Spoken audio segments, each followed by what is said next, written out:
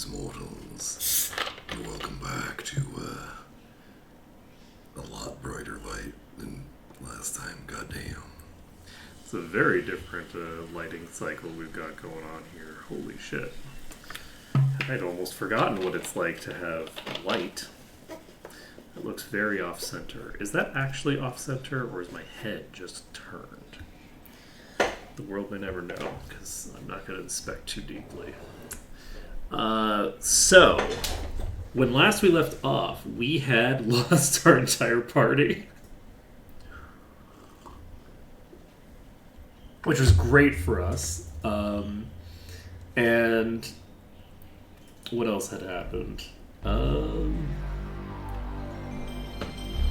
We got back one party member, which also happened to be the party member who's responsible for us having lost our entire party, because that dude fucking tried to kill us. So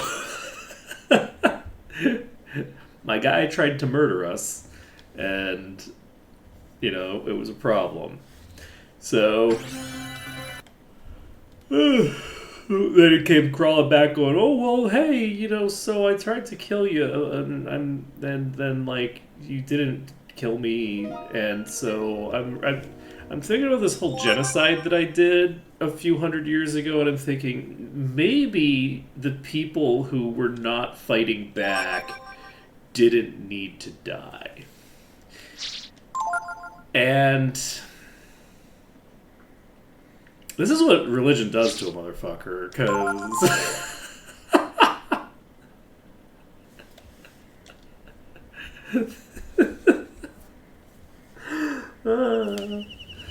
this is what religion does to a motherfucker. Goddamn. He's contemplating the idea that maybe it was wrong to murder all of the dragons. Maybe. And like we should go talk to God and get some answers from God, because God clearly is going to have a good answer to why we need to kill every single person in an entire community. Just like, it's wild. It is like, one of the things that is interesting about Japanese media is the history Japan has with genocide, right? Like, it wasn't just the Nazis that were doing genocide campaigns, right? The Japanese were doing genocide campaigns as well, right? Like, they were doing genocide campaigns against the Chinese. Everywhere that they held power. They did genocide campaigns in Singapore. Like, they killed, like, most young Chinese men in Singapore. Like, the majority of young Chinese men in Singapore, specifically Chinese, were rounded up and shot on the beaches, right? Like, they were doing mass murder, like, everywhere that they conquered. And so people who made these games in the 90s, their grandparents were committing genocide, right? Like, it's an interesting, because like I am a little bit younger than the people who would have been making this game. I'm about like 10 years younger probably than some of this, like, the younger staff that would be working on this game. And my grandfather fought on the Pacific Theater, right? Well, actually, I don't remember what he did. So I thought might be a strong word. He was on a ship, right? When you're in the Navy, not everybody is a fighter in the classic sense. I don't remember what he did on the ship. But the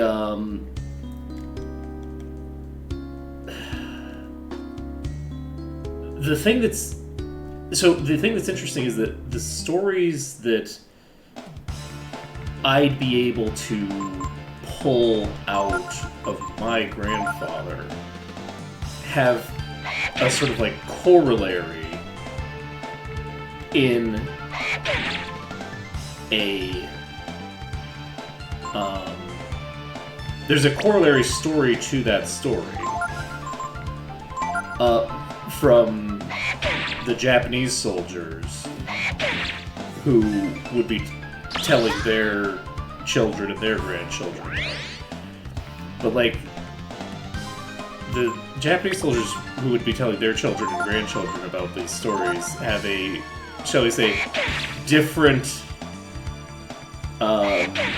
perspective that they're coming from in terms of, like, the war crimes. Because, like, America did a bunch of war crimes, but the war crimes that America committed during that war were less war crimes and more just crimes against humanity, right? Like, America had concentration camps, but those were at home. And it wasn't part of this, like, large scale, like, I don't actually know what percentage of the Japanese army would have been involved in those kinds of crimes. Anyway, point being that genocide in Japanese media is handled in a kind of an interesting way. Like, it comes from a perspective where, like, you generally have a character. This is a great way to start a live stream. It's talking about the weird way that Japan interacts with its genocidal history.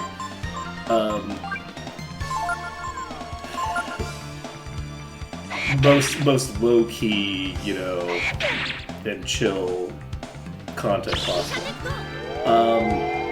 They seem to only be attacking Arc. The reason that I'm casting Shield is the defense formula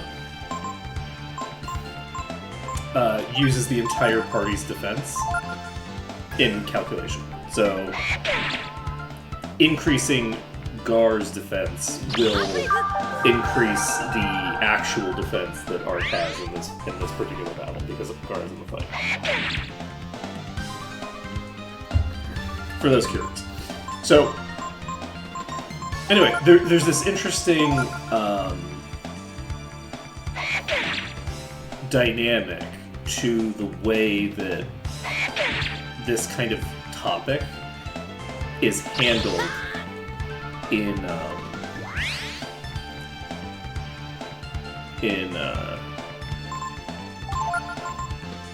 Japanese media that I just find very interesting and curious. Like, it's like you've got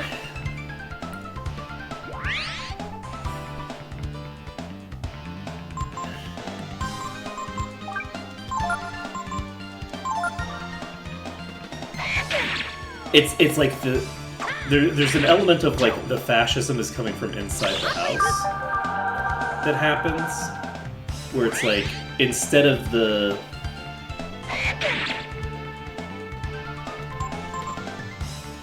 like evil empire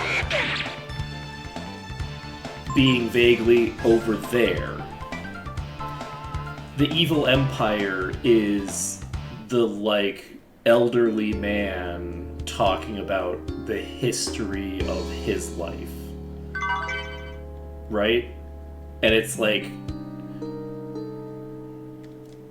how do you handle when the Nazi's a real person, right?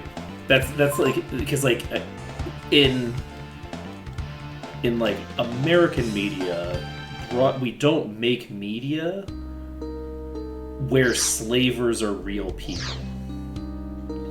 We just don't do it. Like, it's just not really a thing. Like, this, like, if we handle slavery at all, we just don't grapple with the idea that the slaver could be your grandfather, right? That's just not really a thing that's done very much. And anyway, it's just kind of interesting. Like, we're gonna see, I guess, how, like, in 50 or 60 years, hopefully, hopefully in 56 years, we'll see what the grandchildren of Nazis, the grandchildren of MAGA behave like. Like, what does it look like when they're talking about the crimes that were done by their grandparents? And I just don't know. Because of the fact that the international community is still in the appeasement stage, and it might collapse internally rather than need to be taken out from outside. I don't know that it'll ever even happen.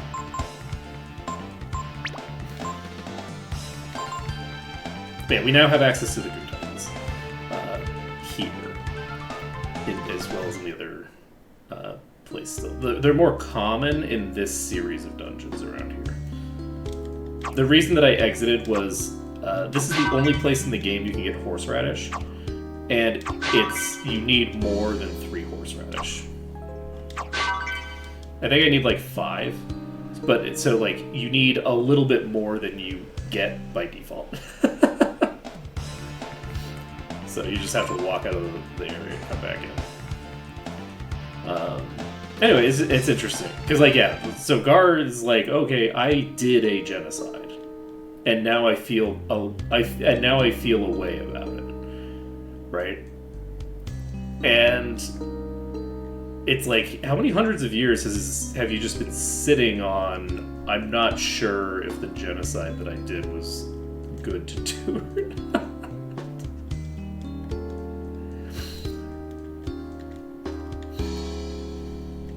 It's kind of wild. Like, he is an evil guy. Like, to a degree, like, your first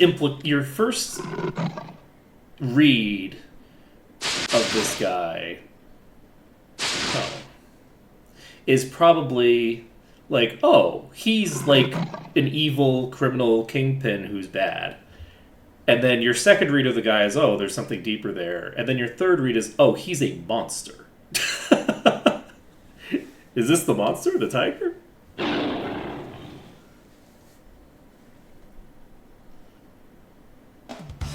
He's also very selfish. Like, the degree to which he centers himself in his interactions with the protagonist is truly bad. Like, he's like, oh yeah,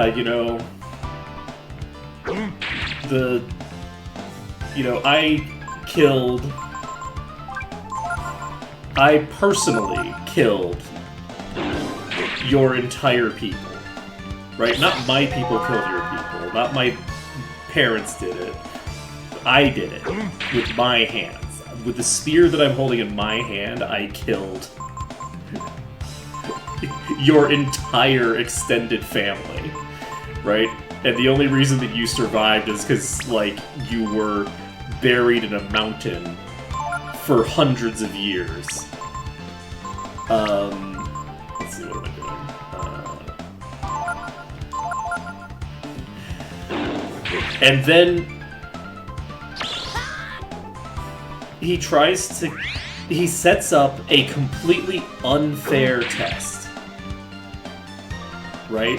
This sounds incredibly American, right? When you think about like modern American fascism, he sets up a test of,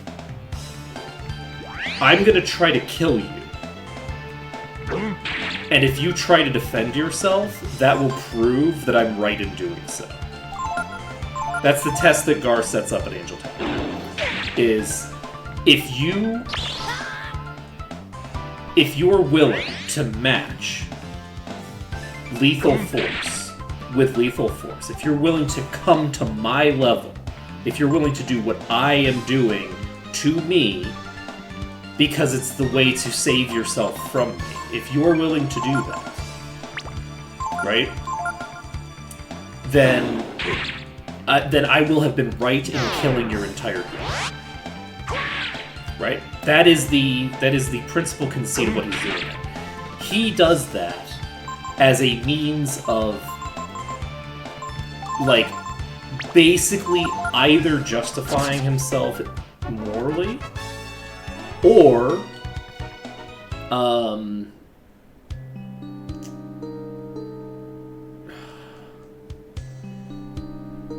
committing suicide by drag, right? Like, those are the two things that he has going on in his head. Is either I will be proven correct, or I'll die and not have to worry about it anymore. Which I don't know. It's, which I guess also would prove him correct.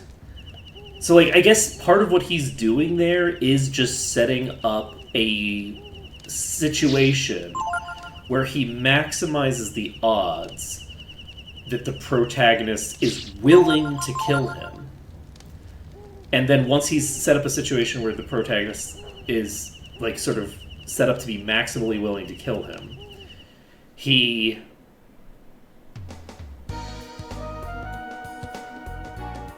will either win the fight and be proven correct in his own mind, or he will lose the fight and be proven correct in his own mind. Right? It's fucked. It's like it's a crazy. It's the behavior of a truly deranged man. And the thing about like Japanese media specifically, which I think is, this is not just specific to Japanese media, but it's very obvious to Japanese media because it's about genocide all the time. Right? Whereas with, like, Western media, like, the people that you're supposed to have empathy for are less, like, unambiguously, like, the root of all evil, right? But, like, Japanese media specifically has this thing where, like, a huge component of it, like, a disproportionately strong component of it is how you have empathy for people that are kind of on, like, an objective moral scale, the worst human beings to ever live. Right? Like, Gar is probably the worst character, like, the worst person the protagonist will ever be. And we've met Baelio and Sunder. Right? Like, Baelio and Sunder are evil in a way that is, like, comprehensible. And, like, they are trying to make money, right? They're working within a system of, like, like, what's the word? Like,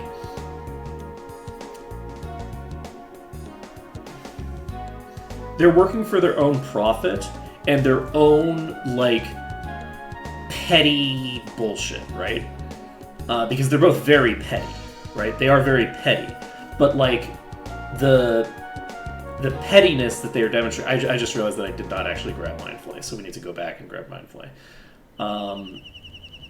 Do I need to? I don't need to do anything with those things. We're fine. But I will grab Mindflay. It's tempting to wait to grab Mindflay until I have a larger party, but I'll do it now. Let's see. Can I get? I guess I might as well switch to defense formation for this, and then we will cast, like, double defense at the start, maybe.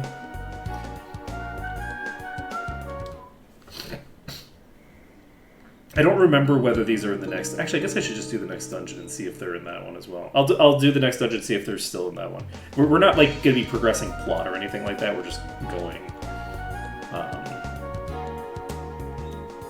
We're just wandering through random dungeons. It's actually interesting because we're now given at the start of the stream a huge opportunity to just talk about, like, the sort of, like, complicated politics at the heart of this game. Because this is a game where the central conflict is tied up in a holy war that has been committed against your people by one of the members of your party. Right? Like, that's like on a fundamental level what's happening in this game. Which I just think is kind of interesting.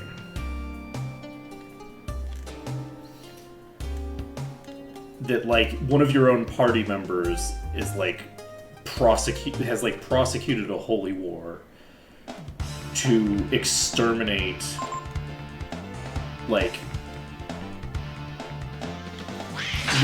your entire people.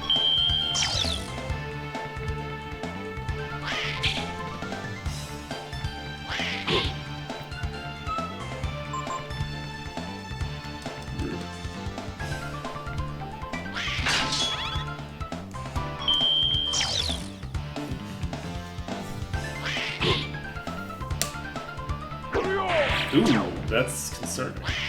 Don't represent. Oh my fucking god. That scared the shit out of me. Oh man. It's like, how much EXP are we gonna get here? Okay, we probably do. Wait, do I have to drop down here? Yeah, we do.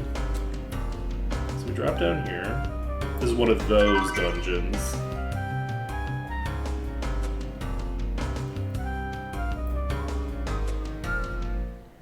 It's a very short dungeon, but it has... Ooh. I think I'm gonna cast Shield while examining you. We have the ability to get hit. Well, wait, what? Oh! It targets whoever has lower HP. Oh, well, that makes my life so much easier. So Gar is currently lower in HP, which means I can cast a second shield here. Gar is the target, and since Gar is the target, he can't reprisal because he's examining. So, and I believe we've gotten quite a few different skills on Gar, but I don't think we're anywhere near max. Oh, this is. I definitely know who's who. I was going there because I needed to check my. I was using snooze. That's why I was.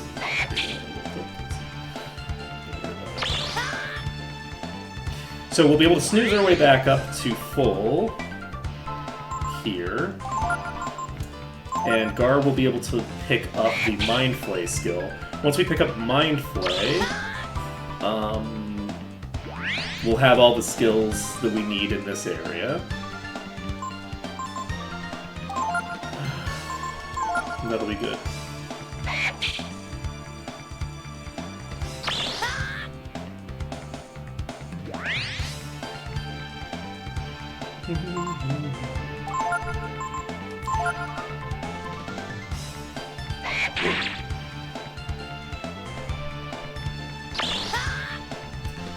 The parallels between, like, interest, like,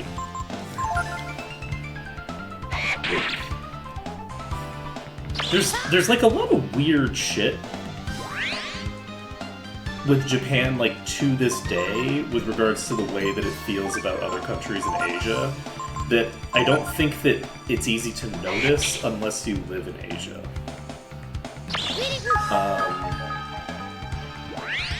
Japan's a really weird country when it comes to other Asian countries and Asian cultures. Japan's, like, real weird about it and just will not stop being weird about it. The country has no chill. Like,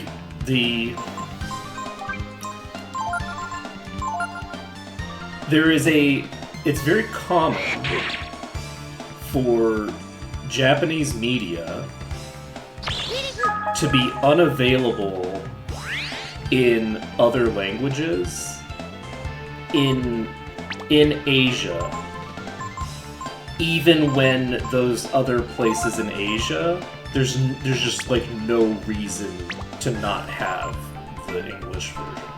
So like Singapore is an English-speaking country. You can't get access to English versions of things. Even when you're talking about like Steam, the Steam version of Square Enix games will, wherever there exists a version like this, have the version in Singapore that doesn't have English and only has Japanese audio and English subtitles. So like, for Final Fantasy XIII, the language files for English are just not included in the Steam version in Asia. There's no reason for it. There's no reason for those files to not be included. Like, mechanically speaking, it makes the most sense for them to just have the language files that they're going to have, which is like, what, like, you can just choose to have them all if you want. Like, it just makes the game a little bigger. But, like, even if... So, there's this element there of, like...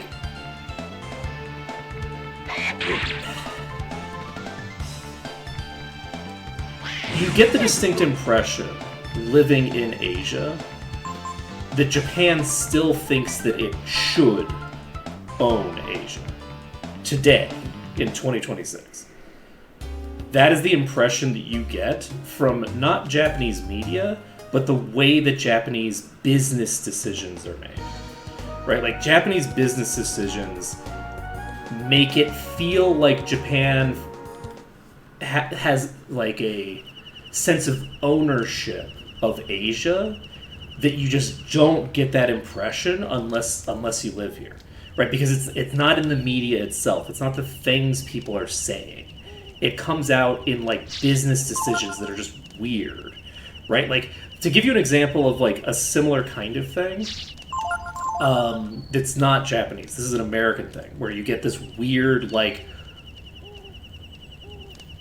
ethno-supremacist weirdness going out, is the servers for New World. In Asia, the Asian servers for New World, which is a I think it's an American game.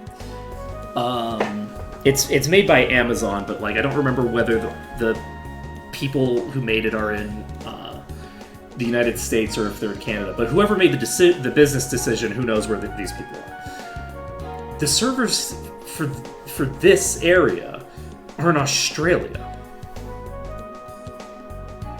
1, nobody lives in Australia. 2, Australia is so far away from everything. Australian servers are not that different from American servers in terms of what it means in terms of latency and stuff like that in Singapore. And Singapore is the southeasternmost country. It's crazy that you would put... And third of all, Australians haven't invented the internet yet. Okay? Australian internet infrastructure is garbage. Famously so. Like, it's famously bad. So, like, it's this weird thing where it's like, okay, this is a business decision that doesn't feel like a business decision that was made based off of coherent, like, business principles. No one looked at a chart of where video game players are in Asia, right? And said, you know where we need to put our Asian servers is in Australia. It's just a crazy thing to do. And as a consequence of that, New World has suffered dramatically in its like pickup in Asia, like as like a direct consequence, because you see a lot of people start playing it, and then everyone stops playing it because they have like a 150 ping that would have been a 30 ping if the servers were in Singapore. Now, do I have a vested interest in the servers being in Singapore? Yeah, because the ping for me would be 2. I think it did, because it's fundamentally a competitive PvP game that, like, is very popular in Southeast Asia. Malaysia, Indonesia, Singapore, massive, like, people play this kind of game, right? And I know a lot of people who were interested in it, who would go back and pick up the game again in a second if they got news that they were making servers in Singapore. Right? It's crazy. Like, this has like been a thing people have talked about. Is like, oh yeah, that game, the game where like the Australians just had a huge, massive advantage against everyone else because the servers were on their little fucking continent by themselves, and everyone else is trying to like work with 150 ping.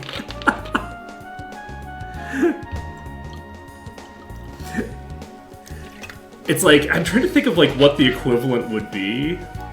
It's like if your American servers were just in Brazil, right? Like that is the way that I would describe. But the Brazil is too populated. Let me see.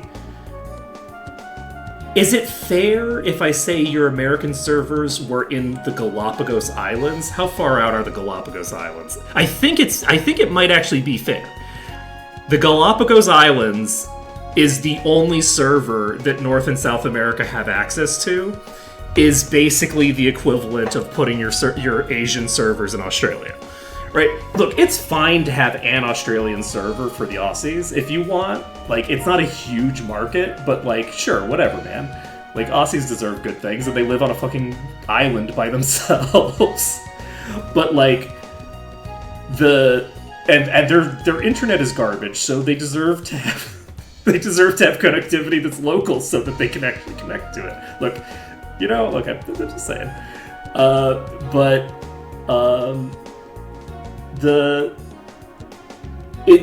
It is like, imagine if like all of the Americans, Canadians, Brazilians, etc. were connecting to servers in Galapagos to have that be the only server in Asia. Like, what the fuck are you doing?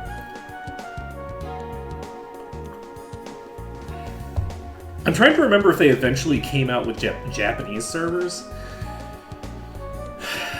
And I don't remember if they even did.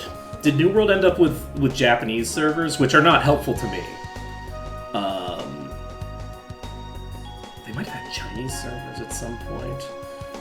I don't know. I don't know. They didn't have Chinese servers. I remember them not having Chinese servers, and that's just being baffling to me. Let's see. New World server locations, Asia. Let's see.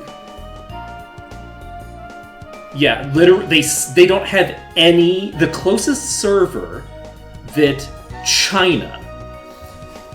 This is a fucking MMO. The closest server that China has access to is Sydney. That actually might not be true. The closest server for China is probably Los Angeles. That's how bad it is. Like, it's bad enough to have the servers in Australia that even in Singapore, it's basically the same for me, dealing with the Aussie servers versus dealing with the LA servers. It's fucking crazy, man. Now, part of that is just because the Aussies have terrible internet. I don't think that's part of it. It's far away, man. I'm sorry, sirs. We'll have to ask that you wait here for the time being. We're investigating rumors that someone from McNeil Village has been smuggling foodstuffs onto the black market. No one will be allowed to enter or leave until our investigation is finished. I guess we're stuck here for a while. Let's go see what's happening in the village, huh? I mean, it's not a surprise. Like, it's... The Asian market is critically important for any PvP game. Right? Like, there's some PvP games where, like, Southeast Asia, East Asia are not, like, drivers of the... Like, whether it's, like, Korea or, like, Southeast Asia, like Malaysia, Indonesia, like, Singapore, like, being, like, core to the demographic. There are games where that's not the case. There's not that many. Like, there's legitimately just not that many. And, like, an MMO market where China isn't important? Does such a thing exist? Like, I've never heard of an MMO that doesn't have dedicated Chinese servers today. Right? It's just crazy. The business decisions that were made are baffling. But they're baffling in a way that's like, it's also kind of sus, right? Like, it's a little suspicious that it's like, okay, you picked, like, the one white country that you think is in Asia. Like, it's just weird, because there's no other reason to do it. It'd be nice to sleep in a bed for a change. Is there an inn? You know, there might be. Sir, can you get rid of the man-eating tiger too? Welcome, looking for a room for the night. McNeil Village has problems. There's a wild tiger on the loose. The mayor's under investigation for wrongdoing. Can't imagine why. But we're still open for business. Gotta make a living, eh? Tiger, huh? I wonder if it's the same one that got away from us at Ogre Road. Got away? You mean you didn't kill it? Well, obviously. Should we have? A few days ago, that tiger showed up. Wounded, it ran up into Cedar Woods up north of here. I'm not blaming you or anything, I'm just explicitly blaming you. But you should stay away from the forest or actually go in there and kill it. There's nothing worse than hunting a wounded animal. Perhaps we are not to blame, but would you like us to take care of the tiger for you? You know, would you? Oh, that would be wonderful. I'll give you a special rate on a room as thanks. Oh, we're actually gonna... I was not expected to actually rest, but okay, cancel. Good luck!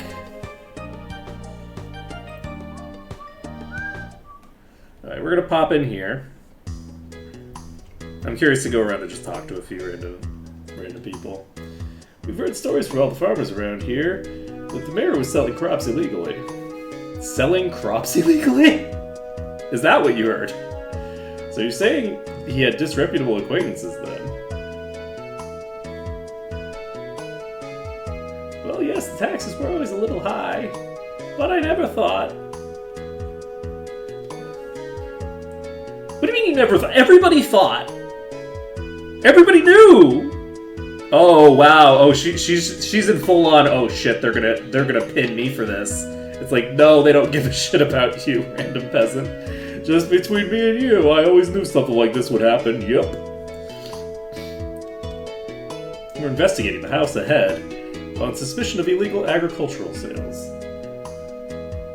Is that what they're in suspicion of? I wish I could be a guard for the mayor. That'd be the life. The castle's too small and dull. How about for murdering children? What do these suspicious-looking men look like?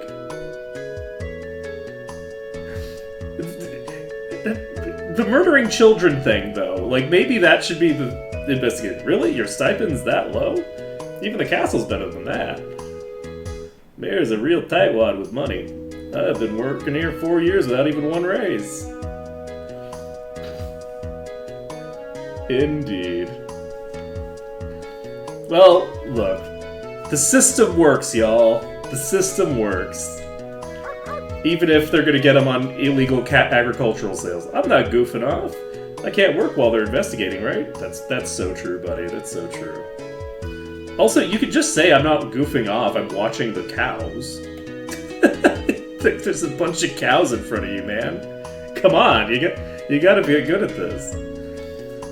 I'd be lying if I say I don't believe McNeil was involved in some kind of bad business. How is it this little kid? Oh, this is like the Emperor's New Clothes shit, where it's like the kid is the only one who's like able to just look at the situation and go, that seems fucked. That doesn't look right at all.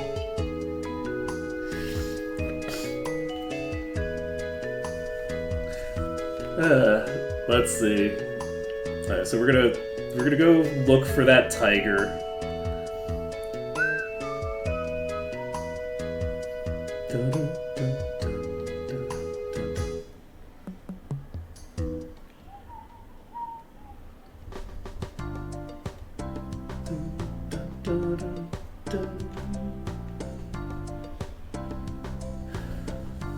Oh, hello, friend.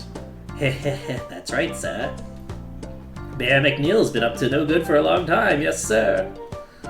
It's like this one has a grudge against McNeil for some reason. Everybody's been ripped off by McNeil. Everyone has a grudge against McNeil. I see nothing, I hear nothing, I know nothing.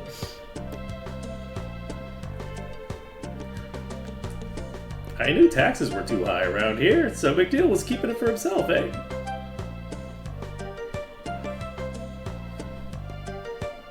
Okay, no, old man, that you're dumb. No, that's not what was happening. He was part of a fucking crime syndicate.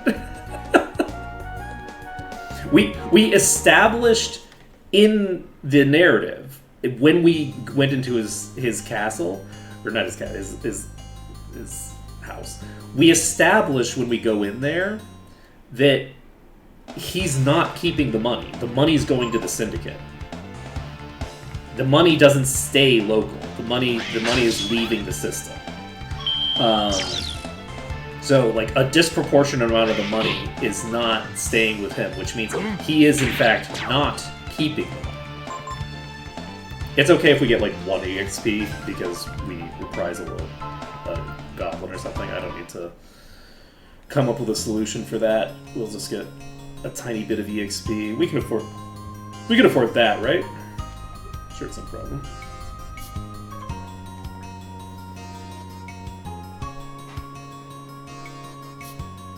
Oh, this is not the right way.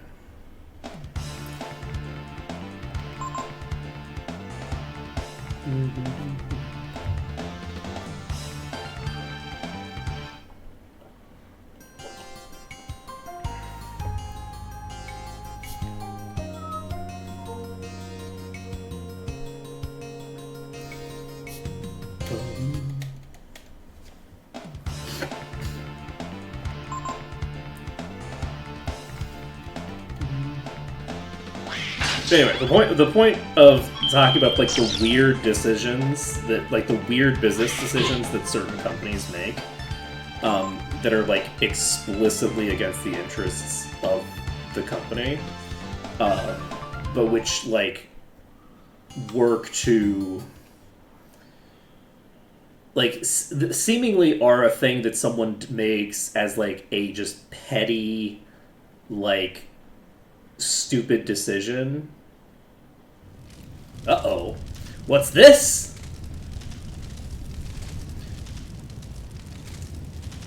Do we have a survivor? That flashback came out of nowhere.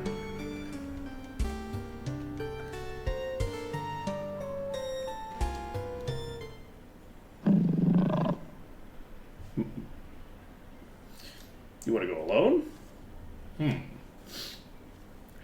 So I guess you know something about that tiger. In that case, I'll wait for you here. Do I know something about that tiger? It is interesting because, like, I don't feel like it's really telegraphed that much until that specific moment. What's up?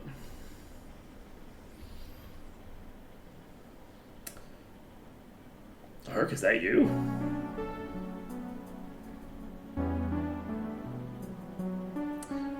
Was that you on Ogre Road?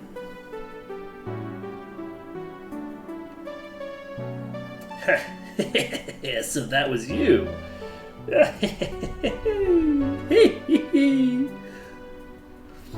Doesn't that beat all?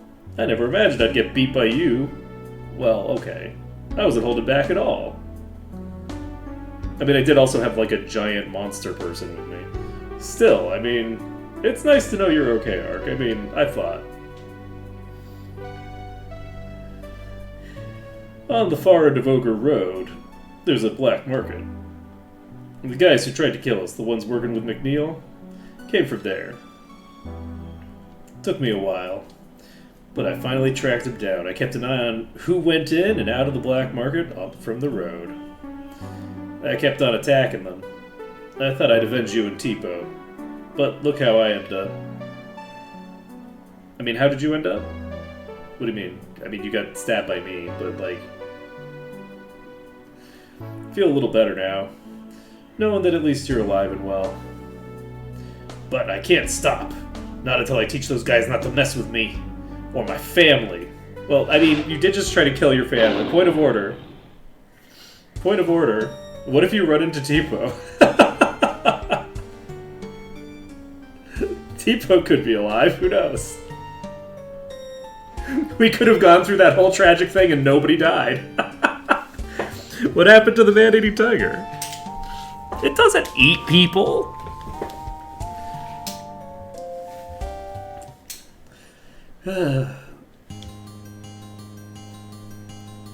It is very funny because it's like, wow, man, like, Ray really did not do much of use this whole ass time. He's just been, like, running his own personal crusade against literally none of the people that really had anything to do with what happened to us. Like, Baelio and Sunder go east, he goes west. He's, like, just, like, attacking random, like, smugglers on the road instead of going after, like, anybody who was involved for the last however many years. It's probably been, like, what, 5 years? Like, if he'd gone after Baelio and Sunder, we would have met him. Because Baelio and Sunder were following us. Like, the whole, like, we're constantly in direct contact with Baelio and Sunder there. So it is very funny how it's like, oh, okay. Sure, buddy, yeah, you were seeking to avenge us. That's why, like, fucking nobody that I've ever heard of has ever heard of you. Sure, okay.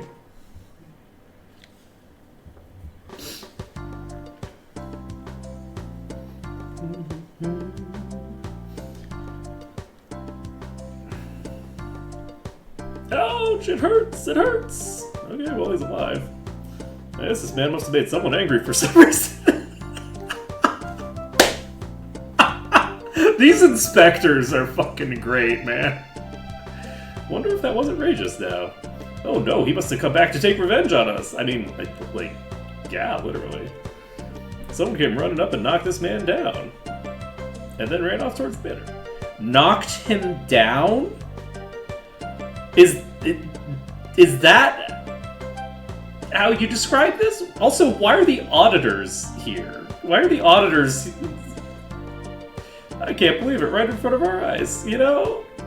Maybe you should do something about it, man with a spear.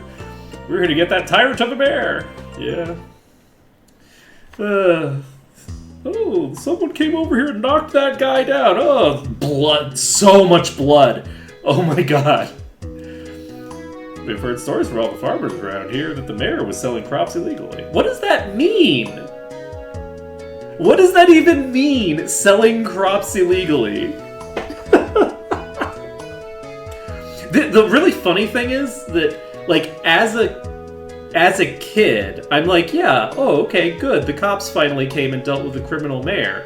But then me, an adult socialist, is like, what fucking crime did he commit, man? That's what he's supposed to do. Stealing from people is what he's supposed to do. But that stealing the king's taxes is different than selling things illegally, though, right? Like, he wasn't illegally selling shit. He was like undermining the king's taxes. That's a different crime, man. Right? Like maybe like underreporting. So let's see. If I'm to think of, we're dealing with two translations happening.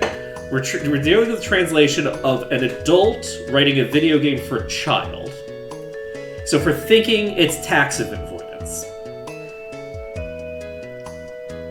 underselling, like underreporting crop revenue gets translated into, well, actually, it might just be translated to, like, you know, underselling crops or something simple like that. There might be a simple expression for that in the Japanese. And then it's getting translated over into English. So there's 2 points of failure where someone could simplify it to the point where it really doesn't resemble the original thing of like something illegal with the crops, right? I could see that. I could see that. So it probably is just tax evasion, right? And like it's tax evasion, but like it's being like brought down to a child's level and then translated out of a child's level from one country into a different country, and then maybe turned down to a child's level, right? By the local people, because like the people who would be translating it for an American audience have no respect for the literacy of children, right? Like there's a reason that the American version of Harry Potter and the Philosopher's Stone is called the Sorcerer's Stone, right? Because they just wanted to be wrong on purpose, because they were like, well, kids aren't going to know what the Philosopher's Stone is, so we'll use Sorcerer's Stone. It's like, sorcerer isn't a term in this universe. Why would they know the word sorcerer? People, they've at least heard of a philosopher in, like, class. I think I understand now. Anyway, point being that I could see a world where it made more sense and that they deliberately made it make less sense. But that's probably not it. It's probably just, like, an oversimplification of tax evasion. This may or may not be for me to say, but aren't you interested in getting revenge? Like Ray? Not really. I'm just way too good. I'm a paragon of virtue. I suppose things would get out of hand if you used your power. Well, no, I will use my power all day, but why would I want revenge, man? I'm, like, super strong.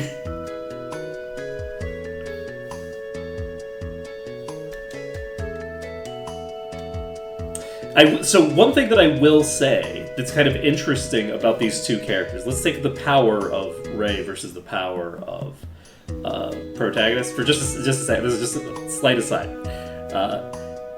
One of the things that's interesting about this, coming back to that like socialist, analysis, is that Ray has exclusively the power to hurt. He cannot defend with his power, either himself or others.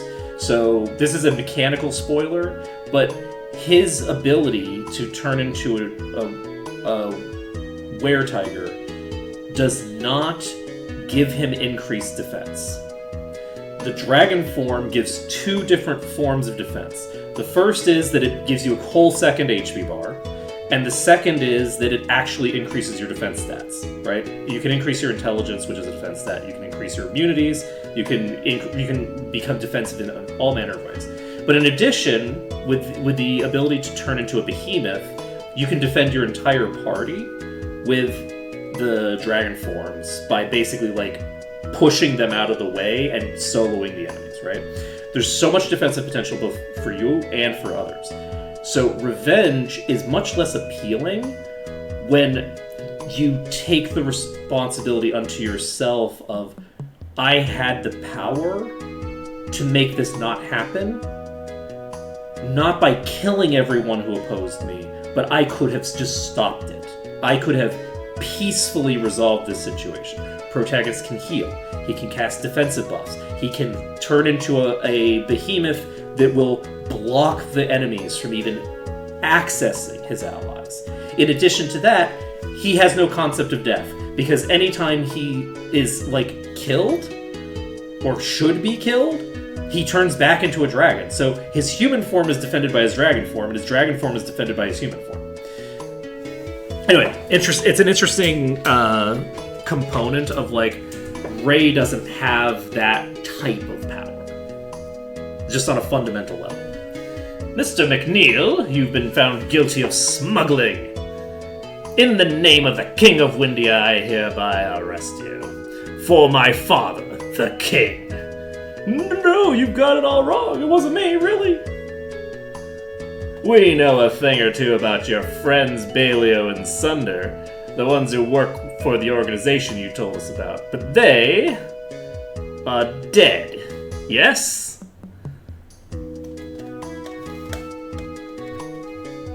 Gar? And cupcake? But your hair! It's no longer a cupcake!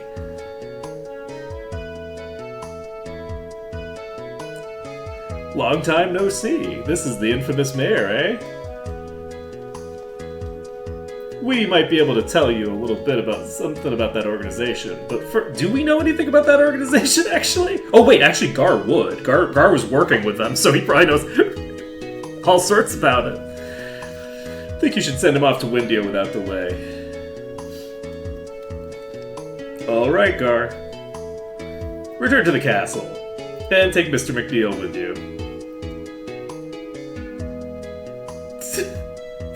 It's just like, but princess, you want all of your guards to leave? It's like, man, it's a fucking dragon. It's fine. Now, please tell me what's going on. Also, wait, but you tried to kill my friend. And that's what happened. Power of the Brood. Okay, Nina, do it. Get the guillotine out for fucking Gar. Actually, I guess no, wait. You bringing out the guillotine would be disrespectful. That isn't for you. I don't know what to say. It's all so big. I know what to say. Fuck you, Gar. I only just realized that while I have fought the dragons for almost... Okay, no. I have committed a one-sided act of genocide against the dragons. Let's be very clear here. I still know almost nothing about them, because all I do is see them and then murder them. Of course, Ark himself is the one who must be really curious about them, right? I don't know, man. I want to go, like, fight Vulcans or something. I see. Let's concentrate on more urgent matters now, okay? Don't give me that look. What if Sin City's the headquarters of that gang? We should go check it out. No matter how hard we think about it, we're not going to figure out anything about the Brood just standing here. So we should take care of business at hand. The investigation! I love Nina so much, so let's get going. You know how to get to Sin City, right? I love Nina so much. Immediately just takes control of the situation, goes, okay, you assholes have no idea what you're trying to do. There's a reason you're level 25 and everyone else is level 18, okay? Let's fucking go. Ah, Nina. I really like Nina as a character. I don't remember, like, having a particularly strong opinion about her, right? Like, as a character, where it's like, okay, yeah, she's, whatever. Oh, and by the way, don't worry about McNeil. No matter how strong that tiger is, he won't be able to break into the castle. Well, I mean, they still have to get to the castle.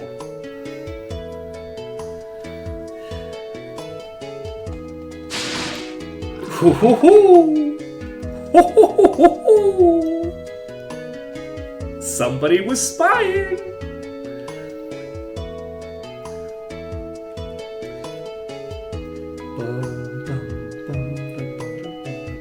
Yeah, Nina's great.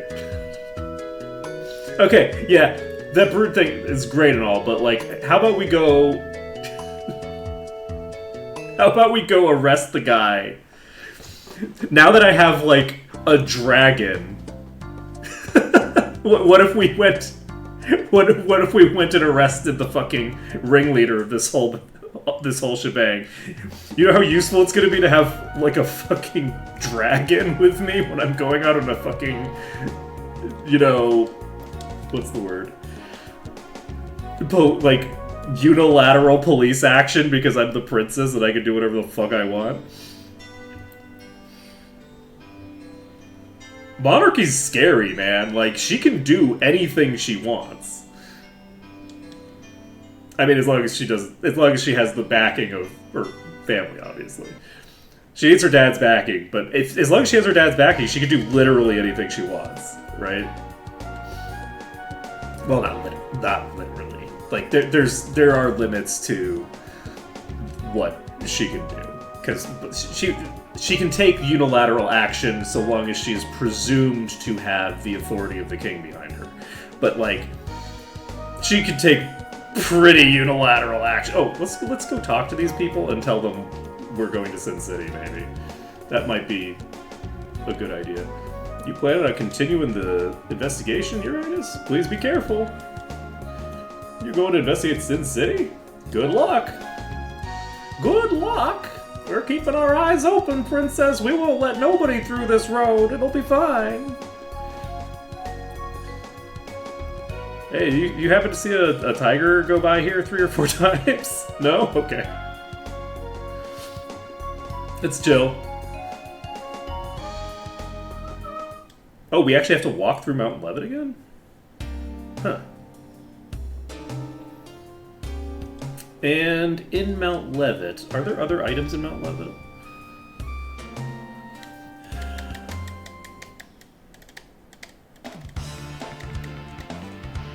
So, Ark is the fastest party member right now? Oh, because I have the Ashura sword equipped. I no longer have the, like, super ludicrously heavy shit now. I'm actually going to defend. We are going to... It's technically safer for me to fight enemies now. I'm going to swap her gear so that she's faster.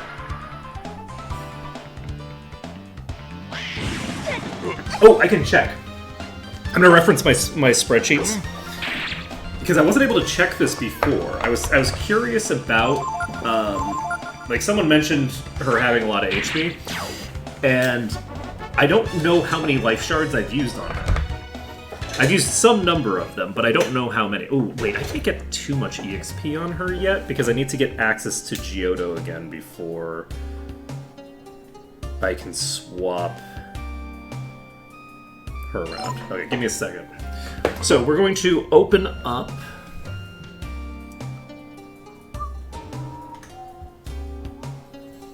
our spreadsheet.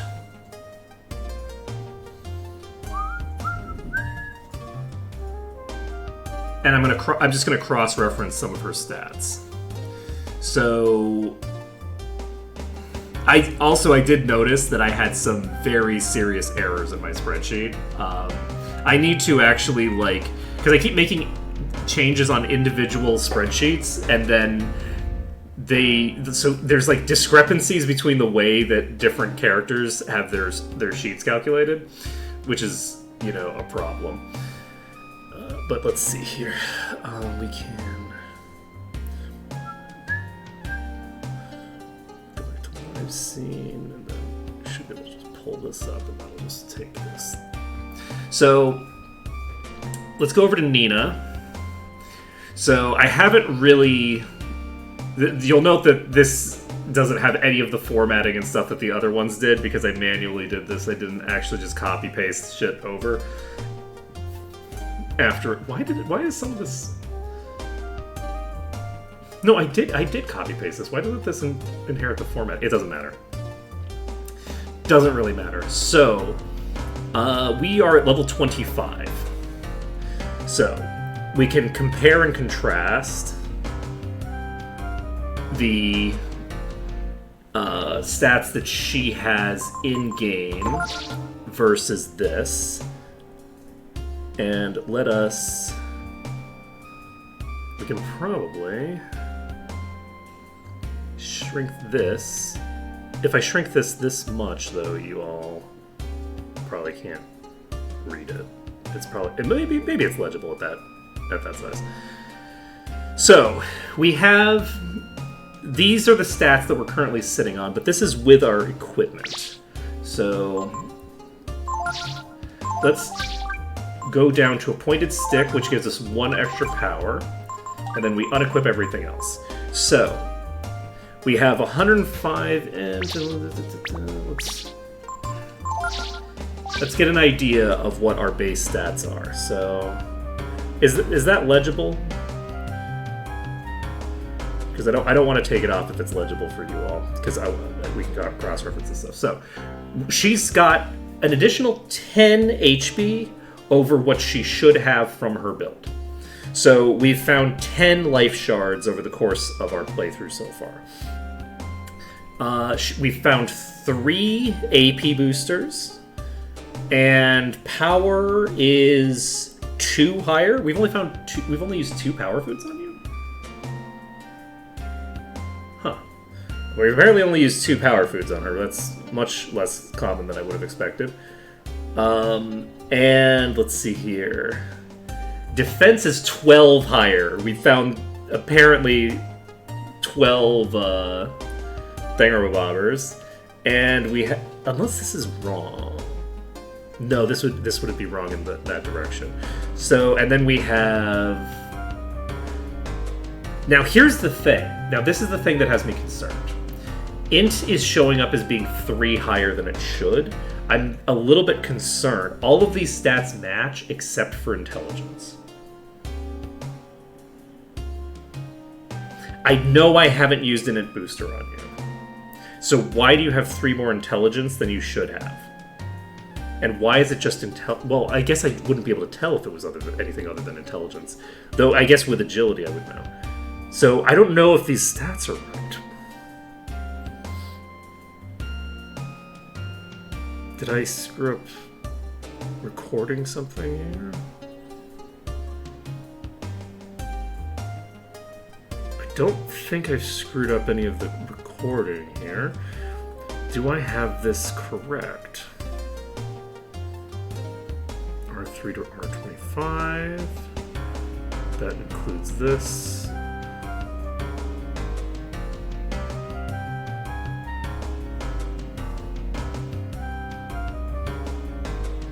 So there would need to be something wrong with the initial data unless the pointed stick gives 3 intelligence, which is possible.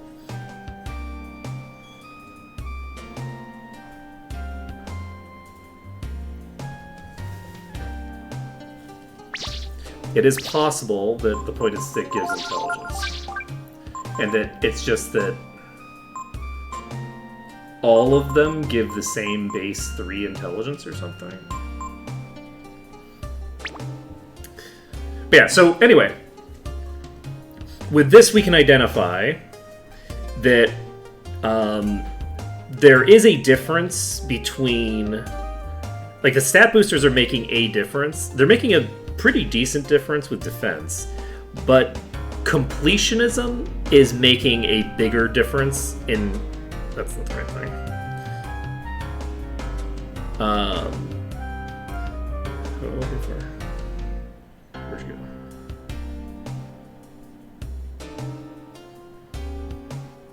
We have this.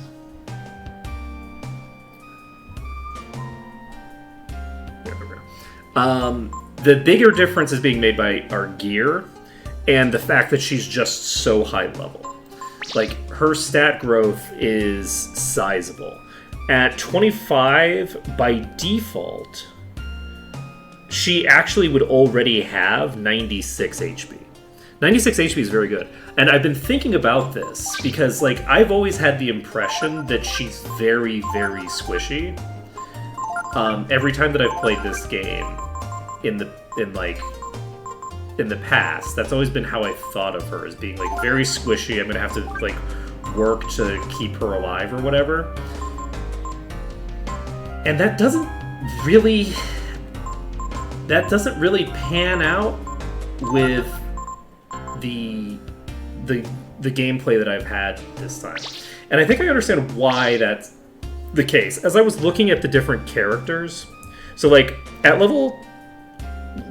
I have 19 listed here, right? So at level 19, she has 66 HP by default, right? That's just her base HP. And Ryu at the same level has 100, which is a pretty sizable difference in HP, right? Let's take a look at you.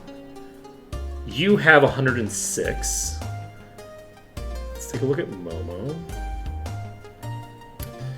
Momo has 92. So at level 19, she's very squishy, right? Compared to everyone else. But then she starts to very rapidly gain HP over the next few levels, right? So, like, if we look at She has 1 HP at 14, then 4, then 3, then 5. She doesn't actually gain any HP on 21. But she has a couple 5s here. Like, she just is continuously gaining HP.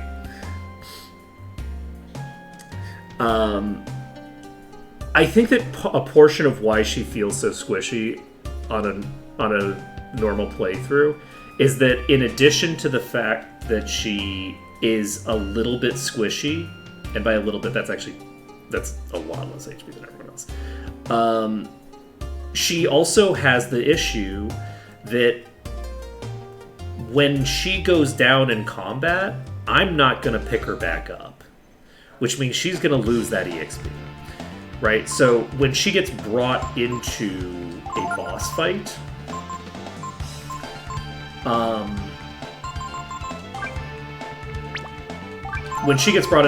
fight, she is going to be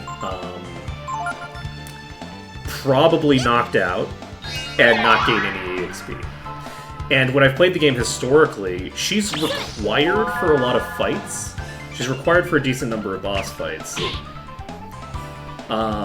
But otherwise, I would be much less likely to use her. So outside of the boss fights, I'm not going to be using her.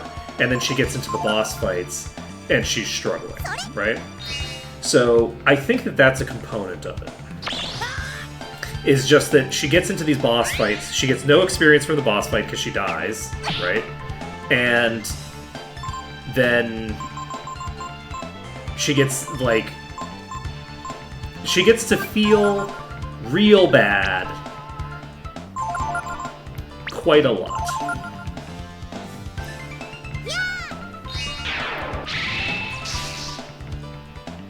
That did fucking nothing. Oh, we're not hitting for much at all. Alright, I'll need to... I guess I'm not that much stronger than I was when I was fighting these before, huh?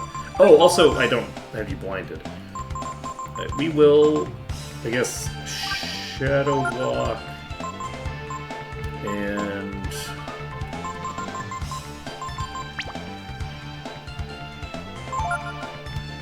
do a normal attack. We did not get the blind.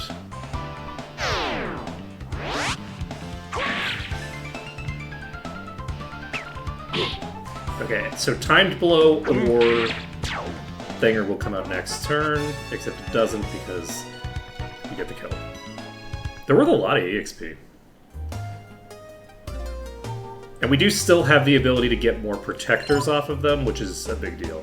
I'm going to definitely be fighting them. I'm not going to fight every enemy I come across, but I will fight them. I think that Nina benefits a lot from getting a few levels. I think that Nina benefits from being the person you put under Giotto. The issue is that if you put her under Giotto, you don't get access to... Well, but the thing is, Hondara only becomes available at a point where, like... You're not likely to be going to farm that EXP anyway. I really want Kairi for the Dragon Zombie. I want to use Kairi on the Dragon Zombie in one of the future battles.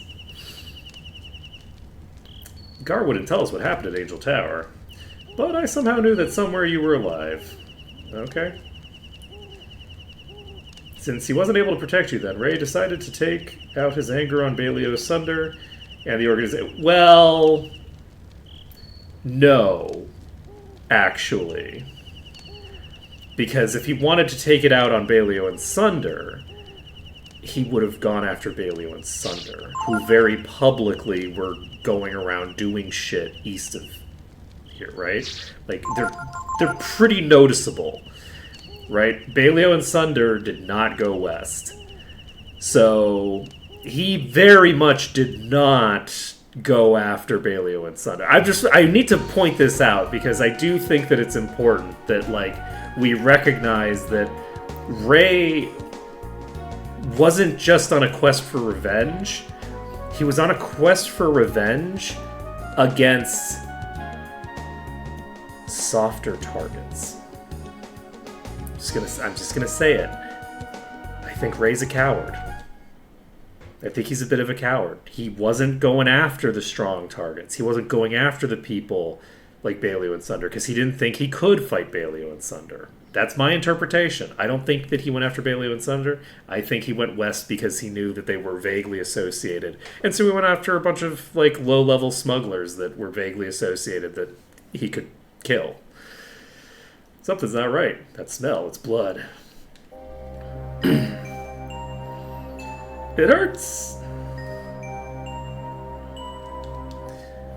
Ugh, tiger. The man-eating tiger. That wasn't supposed to be on the menu. Tiger came in and surprised us. Ow. Mumble, mumble. No, I'll stop. I'll stop smuggling Grissom, I promise. I just don't hurt me. How are you doing? Bark, bark. You're doing fine. This tiger came in and attacked us. Kept growling and asking us where the boss is.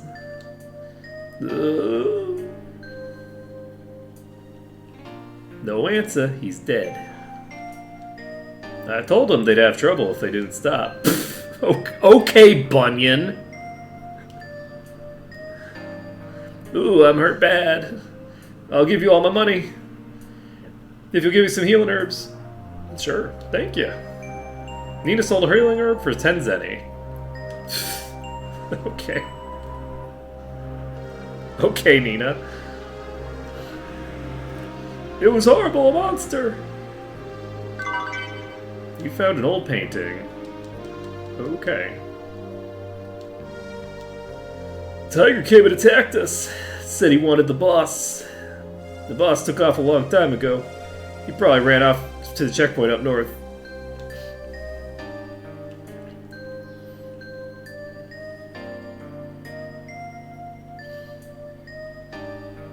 The tiger? It has to be Ray. He must have given up on McNeil and come here. He's still trying to make it up to himself. For that time long ago when he couldn't protect our... I don't think so. But what's the point of doing that now? Besides, if he kills the boss, how will we be able to interrogate him?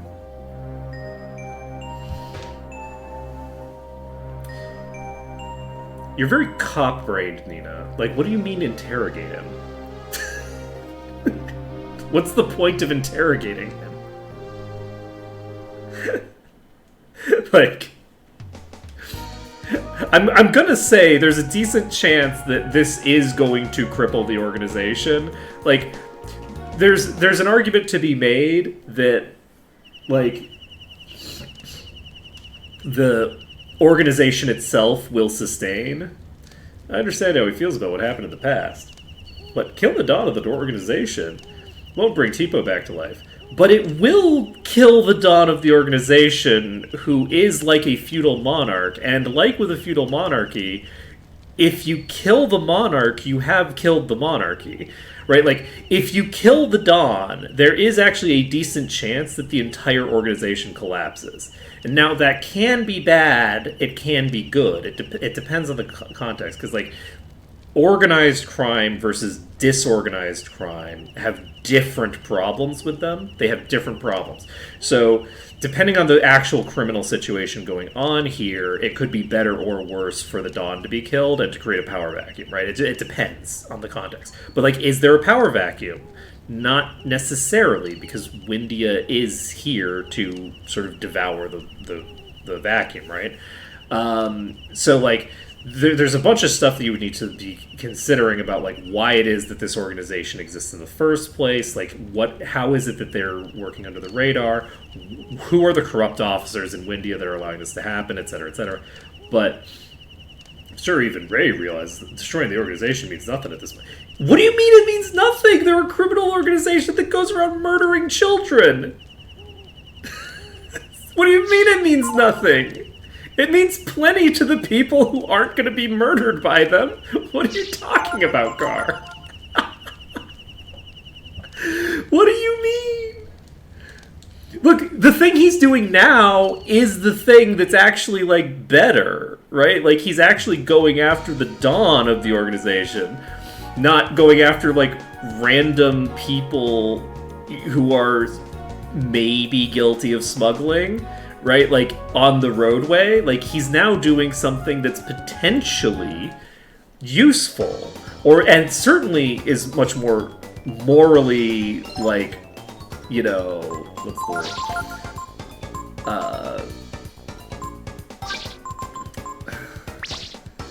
It's much more morally,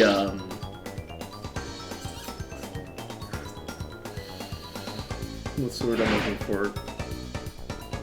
Appropriate, right? It's a tiger.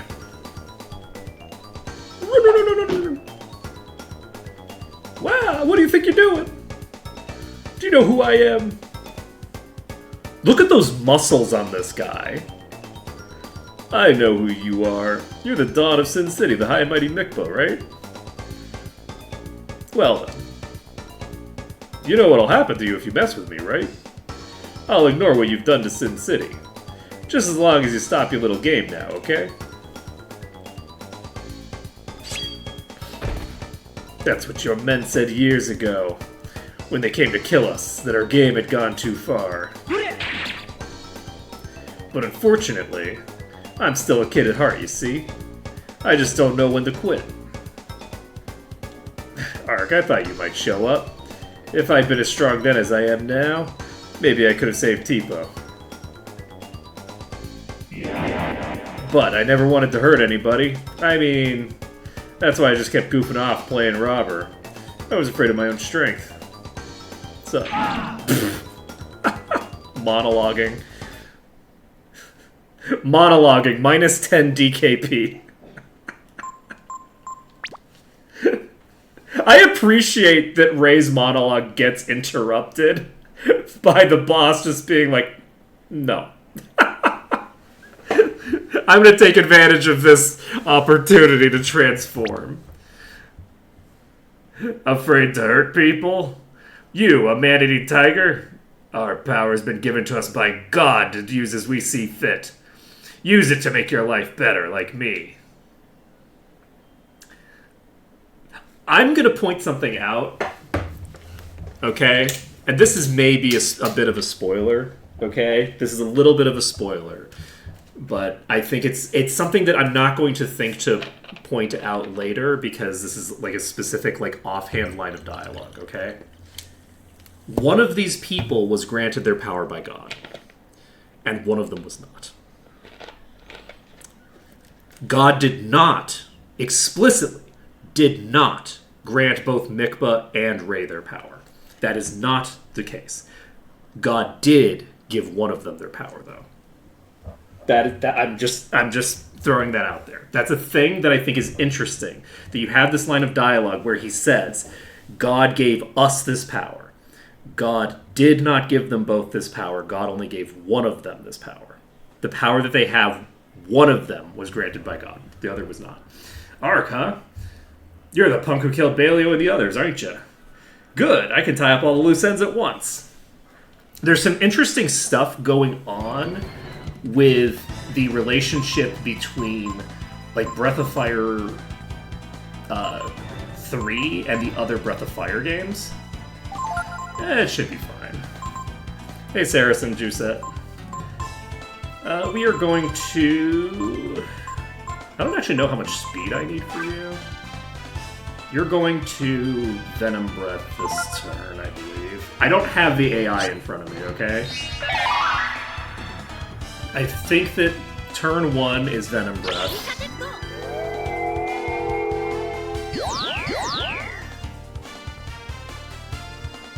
Wait. Shit.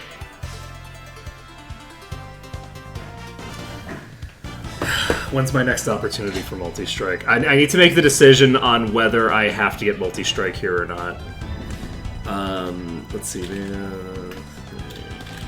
Because I just realized that neither of the two characters that are alive right now, they both have 10 skills. Neither of them can learn multi-strike right now.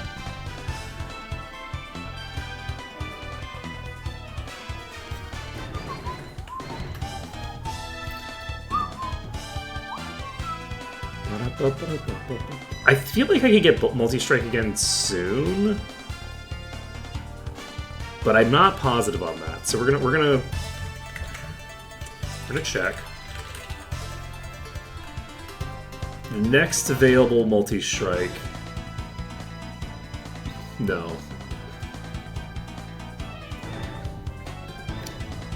There are other enemies that use it, but I'm trying to do I'm trying to do the run very completionistly, where I'm trying to get everything as early as possible, right? Like, I want to get all of the enemy skills as early as possible. I did miss a few, like, I missed out on Target. I missed out on a few that you can get really early, because I didn't, like, do a thorough check in advance to see which ones I wouldn't think of, and you can get Target off of the Nut Archers really early on.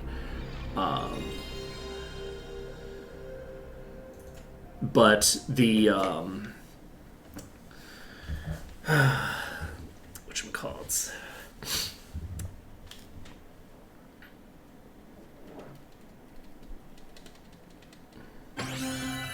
So I missed out on that, and it took me forever to get Jump. I didn't get Jump because I was like, oh man, do I want to fight the roaches for long enough to get Jump? My tummy hurts. I don't want to fight the roaches. Right, like that. Look, I'm insulting myself is how we roll. But like. So I didn't get Jump, and then it turns out that you don't get access to another opportunity to get Jump for so long. For so long. You don't get access to it again until Dawn of Mine. It's like, oh my god. So, but yeah, the next opportunity that I have to get this is another boss that's way later in the game. So we don't have access to it for quite a while. So we will make sure that we actually have space on these two party members. I could also just not use Nina, except no, I can't because I need to eat the XP with her, so don't worry about it. Alright, we don't need Target, we don't need Flying Kick. Do we even need Shadow Walk right now? Do we need Burn and Frost Strike? We don't need Burn. Actually, Frost Strike we should probably keep. We don't have a better target for Frost Strike. Frost Strike is good to just keep. Do we need to keep Gloom? We don't have the combo yet. I'm going to get rid of Gloom. We're getting rid of Gloom, not because I don't want to have Gloom, but because it's not as important.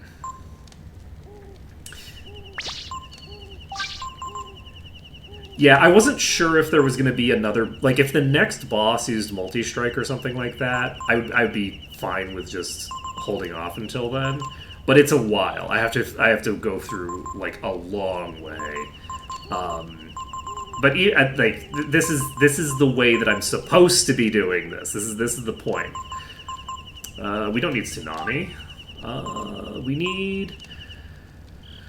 I want to hold on to Sanctuary. I think. Do I want to hold on to Sanctuary?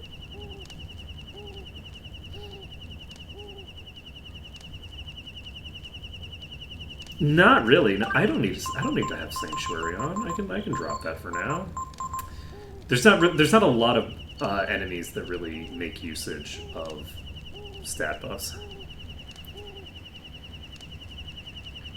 Oh yeah, I definitely want to get it. The question was whether I was going to reload to like drop skills off of my bar to grab it. I shouldn't have any difficulty actually getting the skill. I should probably go into defense mode, but it's fine. Let's see here. Anything else that I need to get rid of?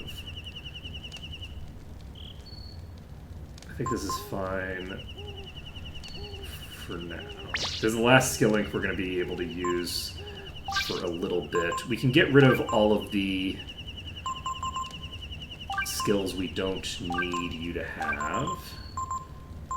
We will keep Wind Strike. 1 AP is the correct amount of AP for an ability that Gar is going to have to cost, because I can actually use that. I can actually use that quite a few times. 12 times, in fact. Alright, we're going to save, and we'll be in good shape. But I think I have every ability that I have access to now. Now that I've finally picked up Jump, I think we're caught up in terms of enemy skills. We've gotten things like Target, we've gotten things like the Kick. Flying Kick. And There we go. Now, I could have learned it using... Ray, technically, but it would require using consumables, and I'm not using consumables. Because I'm not high enough level to have learned Ray's Dead. I'm not anticipating this being a particularly difficult fight, but that is famous last words, you know.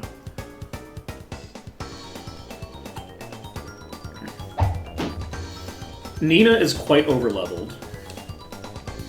We have access to double shield, and I think we're faster than the boss, so if we wanted to, we could fairly easily get a quadruple shield up before he attacks the first time, and at that point we just have to deal with his level-based damage. I don't know what level he is.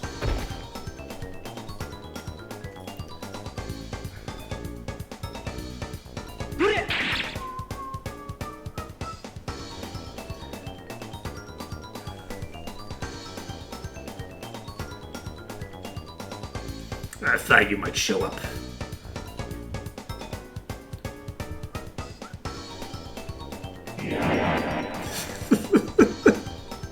Such a funny cutscene. I just love that he's just not paying attention.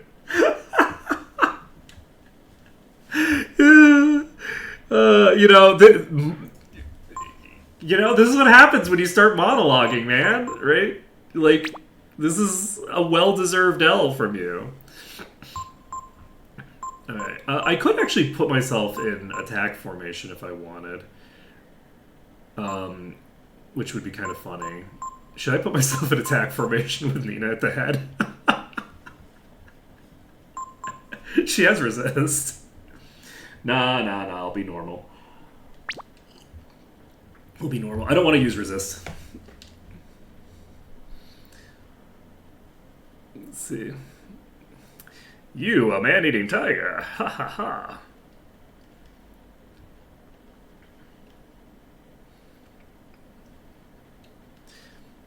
You're a bunko Kale Bailey and the others. It is interesting that he's cutting and running with like his gains. Like he's gotten whatever he wanted, right? And he's like, I don't need to be here anymore. Like this guy's actually his motivations for like fleeing are kind of weird considering how strong he is, until you realize that he's like, oh no, my criminal network is getting mass murdered. That saves me the trouble of mass murdering them myself, right? So you have this interesting situation where it's like, oh no, he makes a lot of sense. Like, he's like taking advantage of the fact that,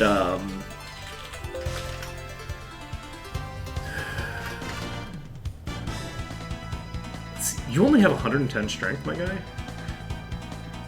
I only need one shield then. We need 34 speed. Let's see, it looks like we don't have to worry about too much here. So he has about a 12% chance to use the ability that I'm trying to learn from him. I think I'm going to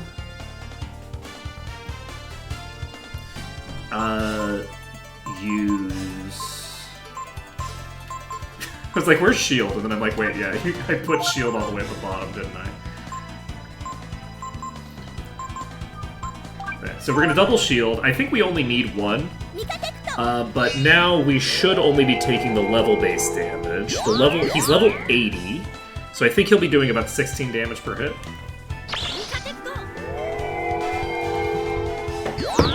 Which is not nothing. It's not nothing. Ooh! Oh right, he can crit. I forgot about the crits.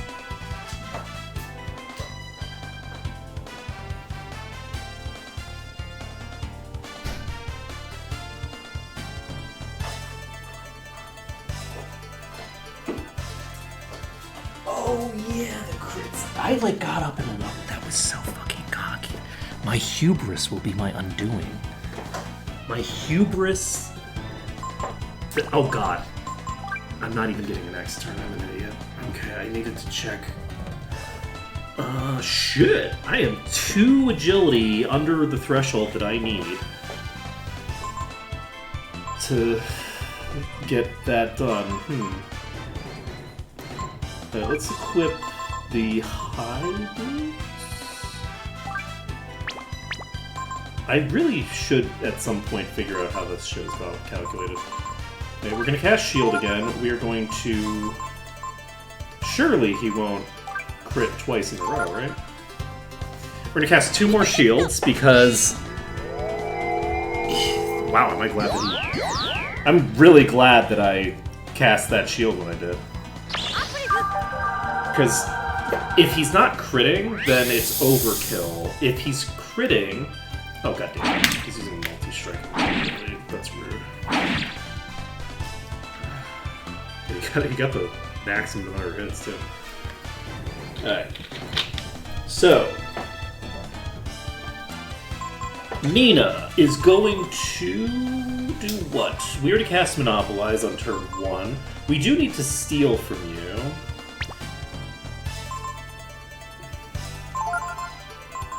I think we rejuvenate this turn. I should check Arc. I think Arc is faster than Nina right now.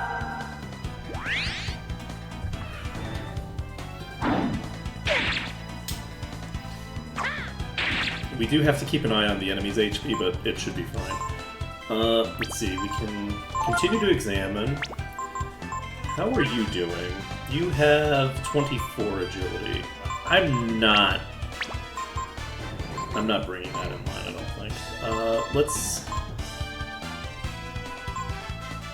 This is actually going to be a little harder than I anticipated. Those Lucky Strikes are going to cause problems. Okay, so he's doing a resist this turn, which is fine. I think we maybe... Do I want to go for the steal right now? I don't think I do. I think I want to use the Examine.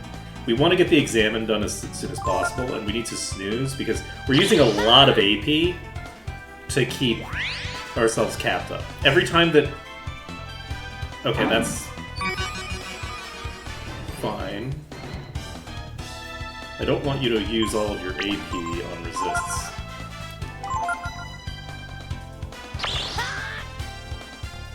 Once we're above 30, I can probably just examine more. Wow! That is wild. Okay. Double examine, let's go. Now's the time. It's not the time. Okay. Now's the time. Come on, buddy, multi-strike. Okay, well, you did multi-strike, so...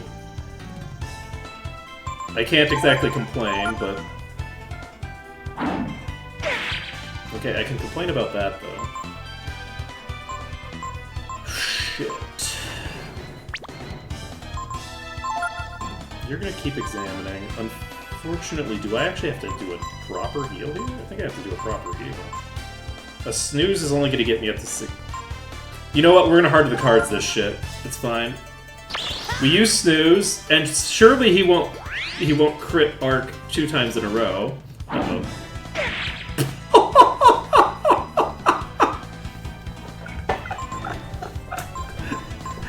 Okay. This is fine. I don't think I'm actually defense capped here. I'm gonna go ahead and cast another shield.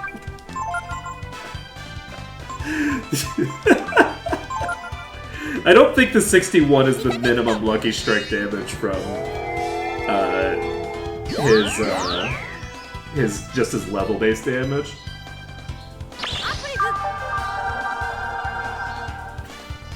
I put myself in a real bad position here. He can crit me again. Oh my god, 76? Jesus Christ! You know what? It's time. We're disabling damage on Nina. Don't worry about it. Jesus Christ, this guy. I didn't realize he would do this much damage just from his thingamabobber. Just from his level-based damage? It's crazy. Lucky Strike turns out big deal. Now this does mean that Nina no longer has the ability to examine. So we are going to get the steal off. We got Silver Mail. It's possible that me changing my gear around actually caused this, though. So there is that. You examine. We need to get multi-strike.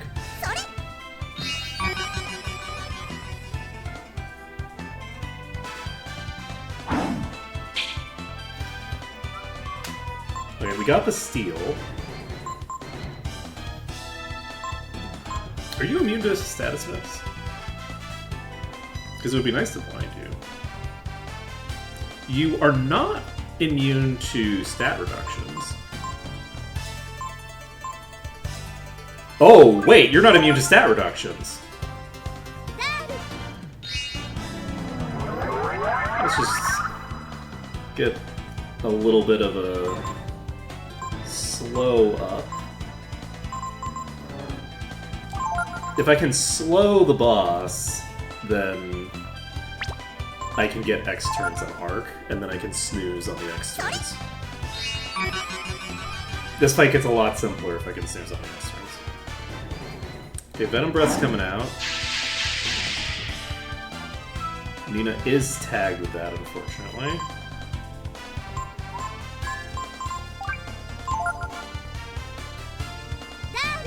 Daddy. Come on, slow. Okay. Look, he's not immune to it.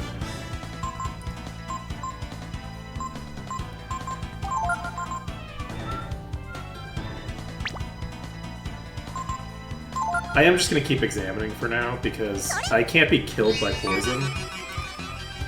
And, I think it makes more sense to just keep examining until I get the slow off. Once I get a single slow off, you should probably get healed, actually.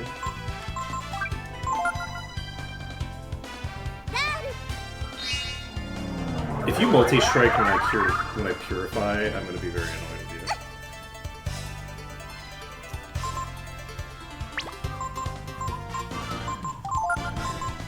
you. You can...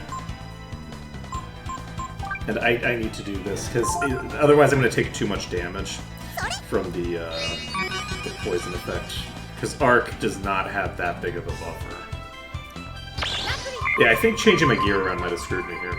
I think that Nina's defense changes might have been negated by me changing my gear around.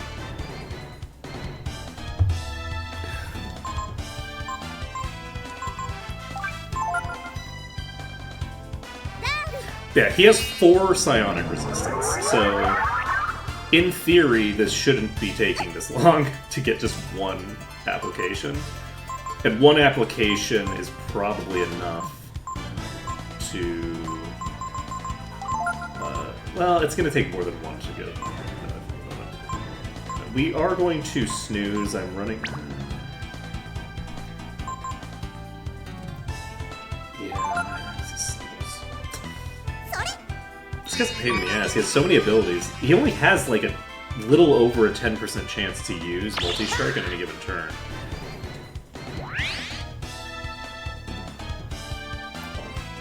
That's real rough. That's real rough. Alright, so...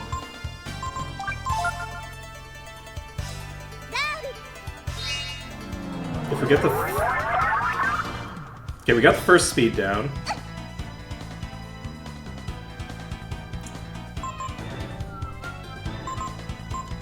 Okay, we resist. And then, can I adjust your armor to get you fast enough? I probably can, but I'd have to remove the magma.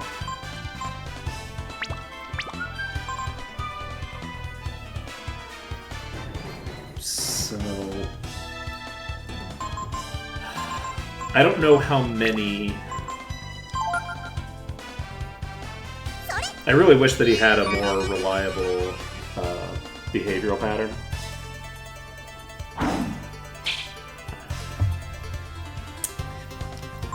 Doesn't matter how lucky you get, my friend. Arc X turn. Okay, we don't need to slow. Okay, we're golden. So we can start blunting you, I guess. It probably won't really matter that much. We are going to purify.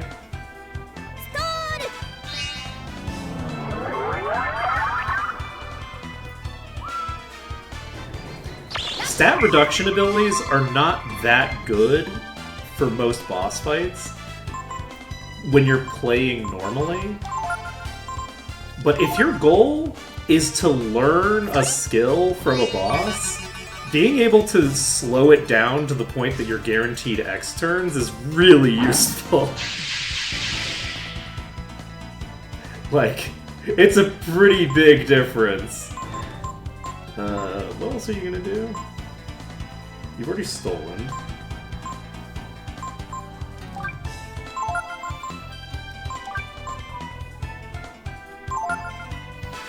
So we rejuvenate on Nina. The goal right now that we have X turns, I don't have to keep playing this the same way. I can top Nina off, and then once Nina's top... Do we have enough HP there? Debatable. Debatable. I think we resist here. We examine. We're gonna heal one more time to bring Nina up to full, and then we will start working on doing what we need to do. So we're on the X turn. We can try to use blunt. We can heal.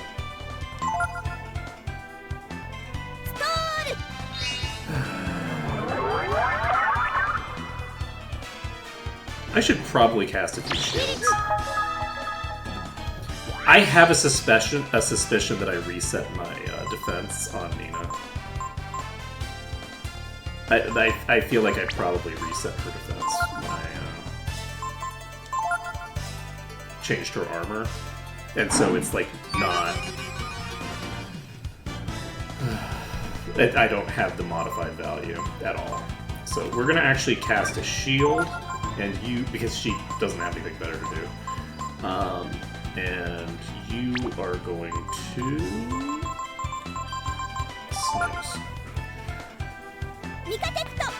So now that we've got the X turns, we have a lot of different things we can do. Oh, I wonder if Ray counts. I might need a lot of shielding to be able to completely negate your damage. I'm just now realizing that Ray might count. If he's being counted in the defense formula, even though he's dead, then it's actually going to be considerably harder to reach the defense cap, because his defense is garbage, and he's not getting the defense boost because he's dead. So the way that the defense formula works when you're receiving a physical attack is that half of the defense value that you're calculated from is your own defense, right? So that's all coherent. But half of it is actually calculated from the average defense of your party, right? So if your party has low defense, then but one character has really good defense, that good character's defense is only contributing, like, is it around 50, sorry, like 66, like it's around 2/3 of the value to themselves. But it also means that they're contributing a third of that value, or not a third, it's like half of the third, so like 16% to everyone in the party, which is a cool boost.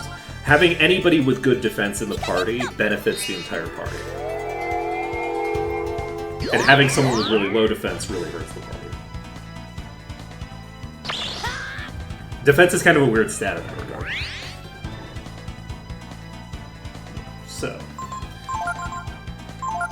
Come on, multi-strike. That's not multi-strike. That is a crit. That is a bajillion damage strike instead. I don't know what I would want to do here.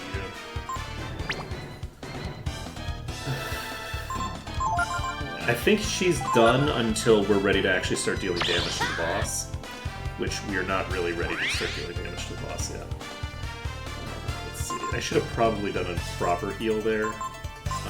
Because it would mean that I don't have to heal right now. It's going to be very funny if you multi-strike.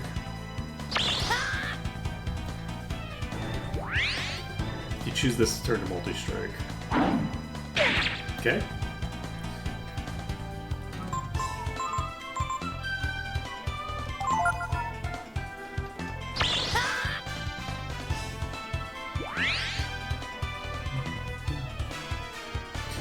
Okay, examine and examine. There we fucking go. We got multi-strike. Okay, we got the steal. We got the multi-strike. So now we can just go for lethal. So Nina has the ability to do a variety of things in this situation. You know, Drain is based on the player. What is? Let's take a look and see if we have a defense vulnerability. There's no vulnerability here. So with you not having a vulnerability, I can either Magic Ball, but you probably have fairly decent defense. I did not check your defense score. And you can do a variety of things. Half damage. Do I just go into a Dragon Form to end the fight? I don't really have a ton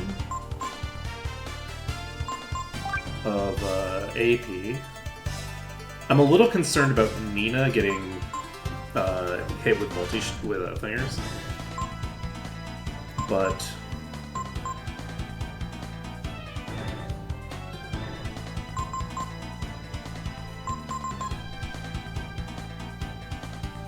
Shadow will give me immunity to the Thinger. I think we're fine because I can just start spamming resist with her if she gets hit. The problem is that I'll have to start spamming resist almost immediately with her. This is a bad idea.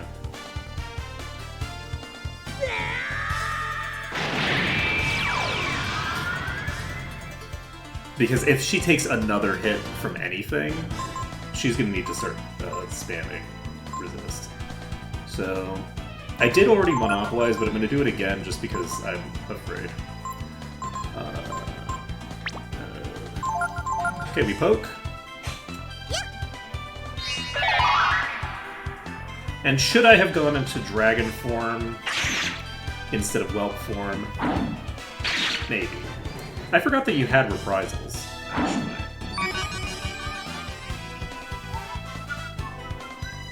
So yes, it's actually, in order to deal damage with the protagonist, I do need to be in Dragon form anyway. So, that's fine. And I believe reprisals can crit. That Magic Ball did a lot, actually. Holy shit. Okay. Okay, Nina.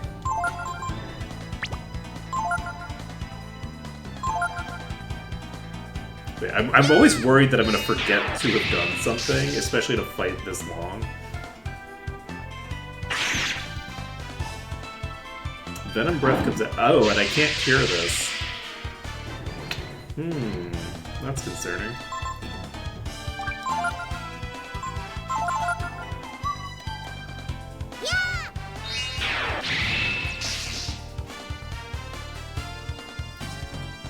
It's so weird to have such like a slow burn of a fight.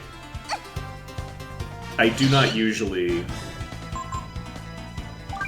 have such slow burns. I don't want to get 0 EXP here, so I don't want Nina to go down. It's okay if Nina goes down in theory, but I just don't want that. Unfortunately, after this turn, resist doesn't apply to the X turn, does it?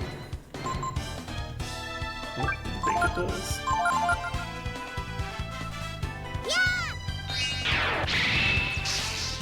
Yeah.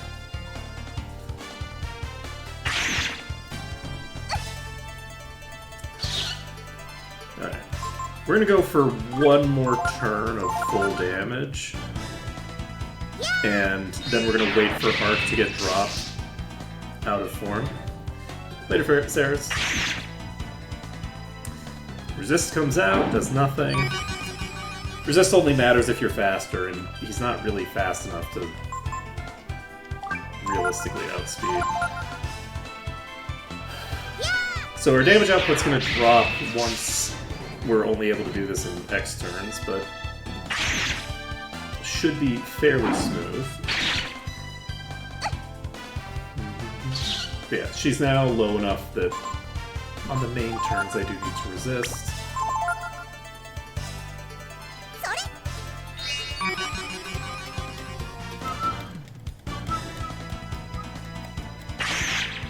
Hey! Hey, we're crit trading. Look at us. Oh, multi-strike. Okay, multi-strike comes out on Nina, does nothing.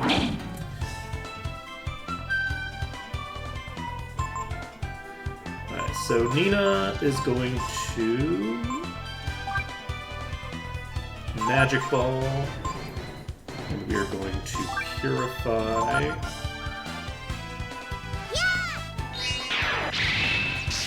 On the main turn, we're going to snooze.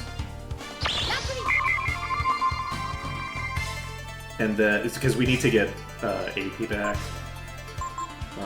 We will resist here. Yeah.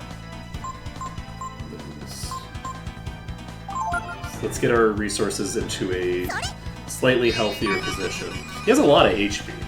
So, this is another fight where, like, it's a bit difficult.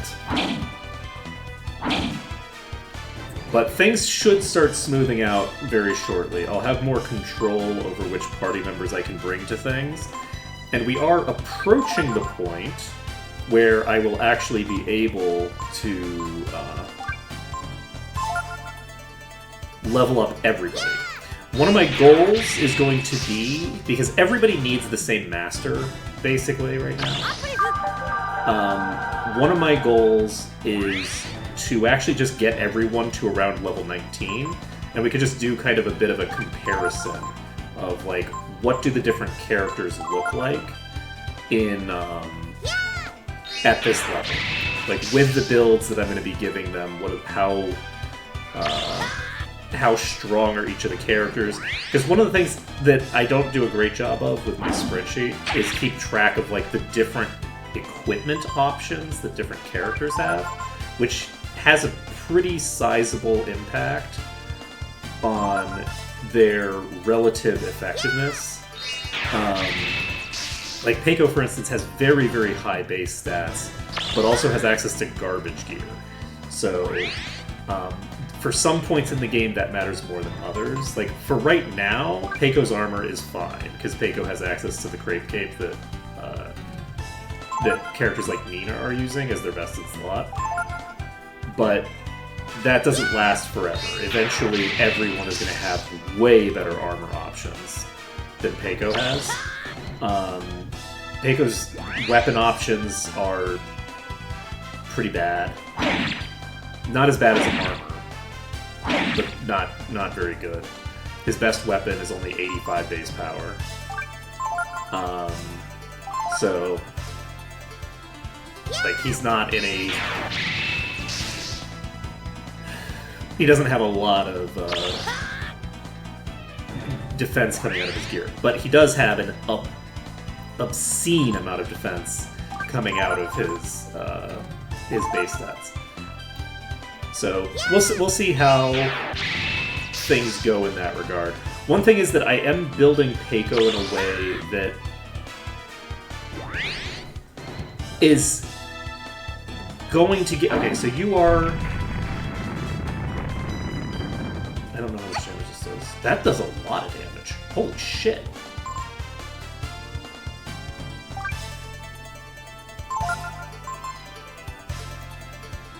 How much of a chance do you have to use that, Fred? Because that actually hit pretty damn hard.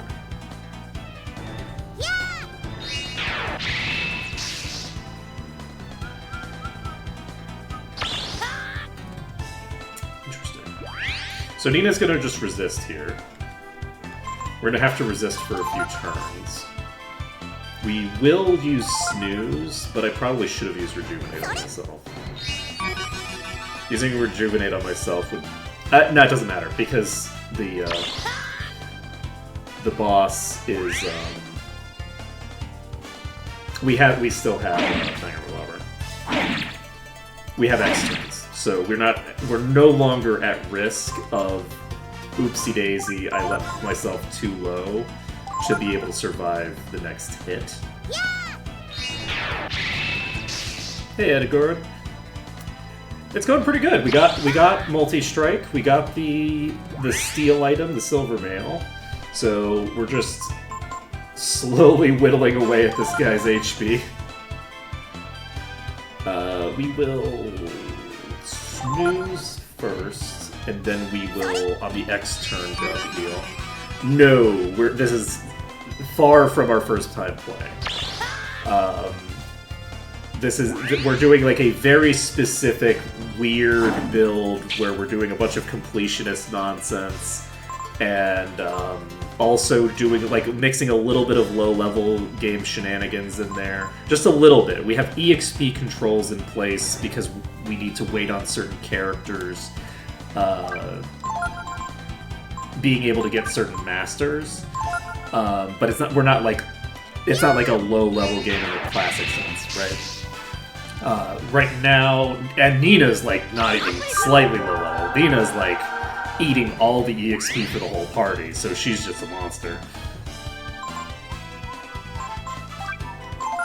Okay, we Magic Ball, and I think we throw out one more heal at Nina, just to get her topped off before we start doing stuff. I don't think I want to bait reprisals.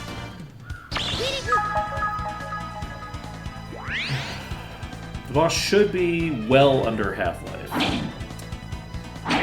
Yeah, we got Monopolize very early on. I've used it twice this battle, so it damn well better have stuck.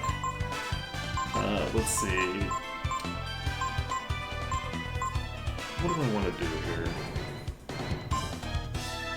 I could go back into Shadow Dragon to allow myself to start dealing damage again. But yeah, I think I'm going to do that. The reprisal threat is too large for me to... You know, I could also use Miracle instead. I'm not going to get X turns with Miracle. Do we Shadow or do we just Reverse? Maybe we just use Reverse.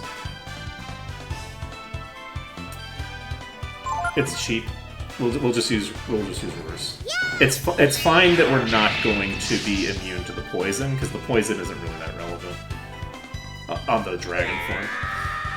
So if Nina gets below 90, we need to start just spamming resist on her. But for now, we can just continue poking. It shouldn't take too much longer to take the boss down. Ain't nobody got the AP for that shit. Oh shit! Okay, well, that's immediately going to mean that we're gonna have to start using Thinger.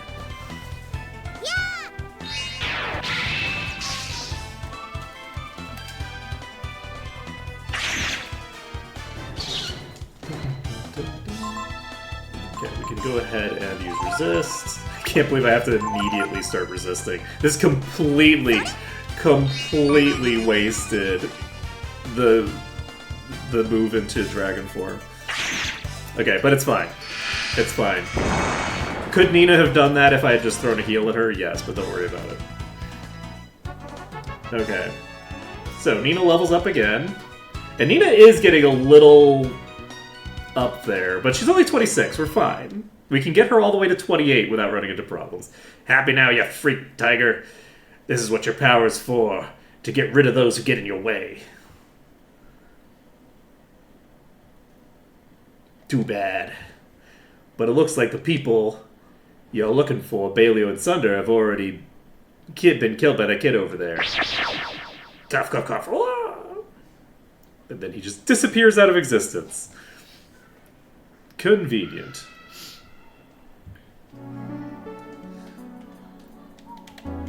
The power of the brood? You're saying you used it on them to avenge us, is that right? Well, no, I actually used it to protect myself because they kept attacking me. What have I been doing then? Does it mean anything? Even now, without your help, I probably wouldn't have won. What do you say? Why don't you and I go get them? Go get those fools in McNeil Village who let them do that to us. With your power, we'd kill them all in no time, eh? Hold it! In the name of Windy, I won't allow you to get away with that. I was just kidding. Maybe. This is what, Schrodinger's asshole? Is it Schrodinger's asshole? I think it is, right? Schrodinger's asshole is like it's either a joke or not a joke depending on how the person responds. No, it's Schrodinger's joke. It's either a joke or not a joke depending on how the other person responds to it. Ever since Ark beat me on Ogre Road, I realized I wouldn't be able to even the score. I thought that if I used my power, changed it to a tiger, I'd be stronger than anything else. But in the end, I wasn't even able to control my own power. All I did was run around attacking things. Yes. That is the current build. I have a few things that I may change later, but for now, up until the first use, up until around level 19, where everyone starts using the same master, that should be correct. But hurting people's not true power, is it? If that's all the power of the brood was based on,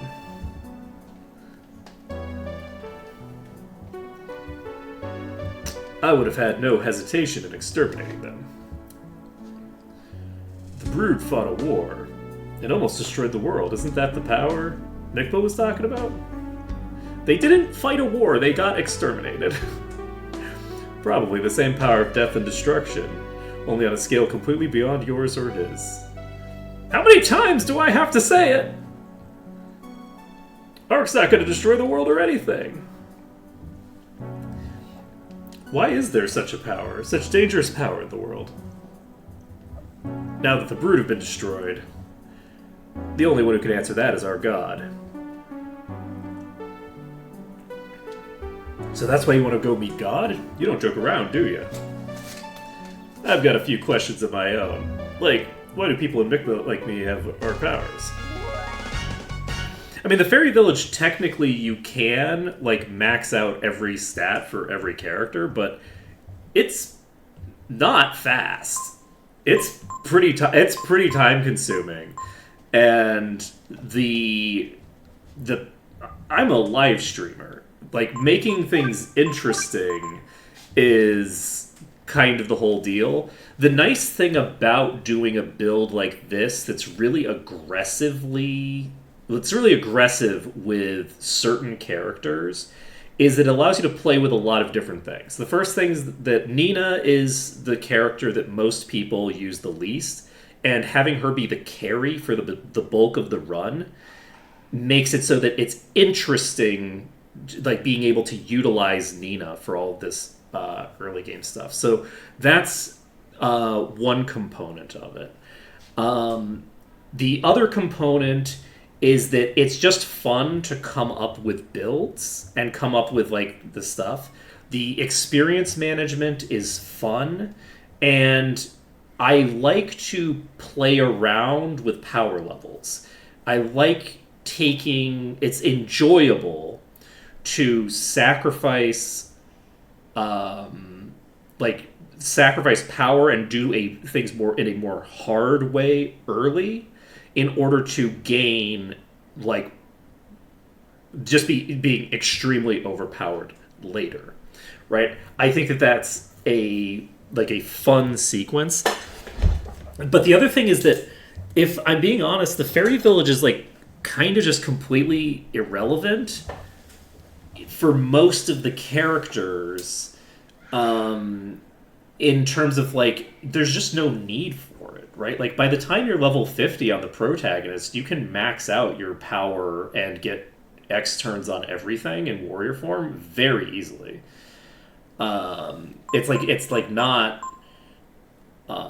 It's not difficult to cap your stats with the modifiers that you have in play. So, and for other characters like Peiko could benefit from the attack formation, so that's a 70% modifier. 70% isn't like perfect, but like you can get Peiko capped out with War Shout pretty easily. It only takes a few War Shouts to get Peiko capped by level 50 or so. So I've never really felt the inclination to be that interested in it, because there's just so many other things to play with. I have done the hard mode mod. I did the hard mode mod. I think I've done 2 of them, maybe. I don't actually know, because one of them was called like Myria's Blessing or something. But I don't know. Like I've done at least one of them. I can see my old posts in that, so I know for a fact that I cleared one of them. But I think there's 2 of them, and I don't think I've done both. But I did an earlier version of it. I don't know what changes have been made in the last like 7 years. Yeah. I just realized that I needed to put Ray in the party. Oh, let's see if they have anything new to say now. Let's see. Oh, I didn't know that was the name of the mod. I thought that you were just talking about a mod where everything was buffed. My friend's got nothing better to do, so he says stuff like that. I wonder if anything exciting will ever happen. Like a fight or some big criminal trying to break through. Yeah, I wonder if something like that will ever happen.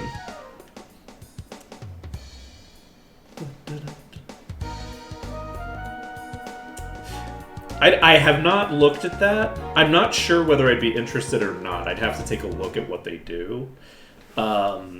Those like a mod that just increases the numbers doesn't necessarily interest me that much. I'd have to take a look and see if there's an interesting like problem or question I would want to answer with it, right? I don't think that those border guards are oblivious. I think those border guards are corrupt. I don't think... He's not oblivious. He knows what was just... He's on the payroll of that guy. He's on that guy's payroll. 100%. That would be my presumption as to why that guy is acting like that. Yeah, I don't remember any mods that have changed sprites. Nothing to report here. Certainly no criminals have tried to come through here anytime. You know, there was definitely no fights around. Everything's normal. He might not be actually on the guy's payroll. He might just be a coward, right? There is that possibility of, like, he's not literally a criminal, he's just too cowardly to get involved. Let's see.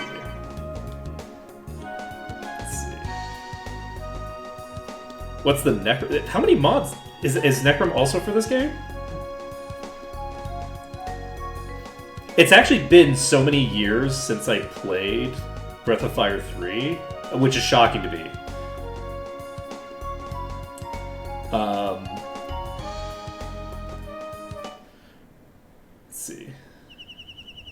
Oh, that's interesting. Yeah, that's an interesting concept. God, that would be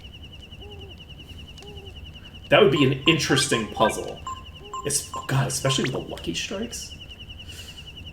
The Lucky Strikes would make that. That's an interesting one. Well, the other reason that you would take a post so far away from the capital is that you're local to the area, right? And the other possibility is that you take a post as far away from the capital as possible so nobody recognizes you for all the crimes that you've committed in the capital. You know? You know, like there's all the crimes you've committed, and on account of those crimes, you want people to not notice you. Have you forgotten it? To get across the bridge to the Eastern Lands, we need to get the King's permission? Well, you know, we could just use our passport from 5 years ago. I'm sure that'll work. If we want to learn about the Brood, we should head east to Angel Tower. It's crazy to me that she can just, like, unilaterally go out and, like, murder the Dawn or whatever. She can just do kind of whatever she wants. But, like, she can't get us through a checkpoint? For years, I kept investigating the organization, but I never heard nothing about Tipo. I guess that means...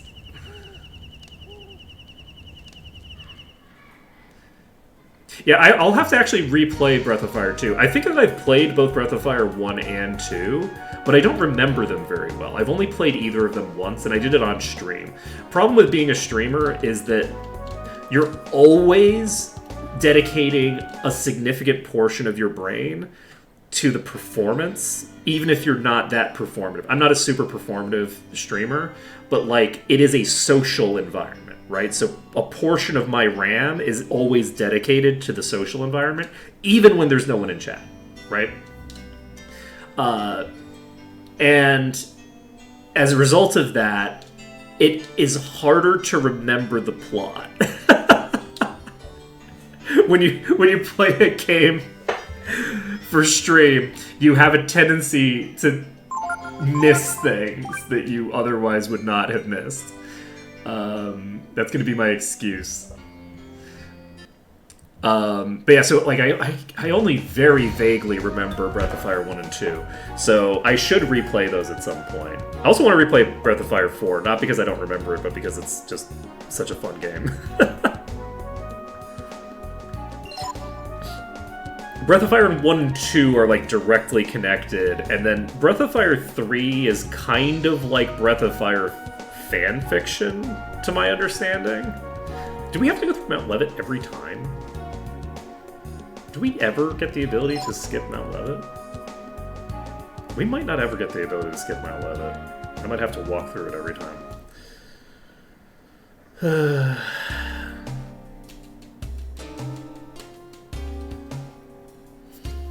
Oh well. I mean, hey, you know, it's more life shards for Nina, right?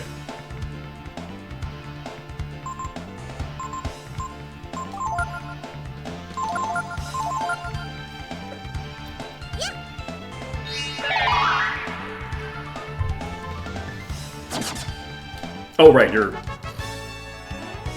a solo boss goblin. What was I thinking?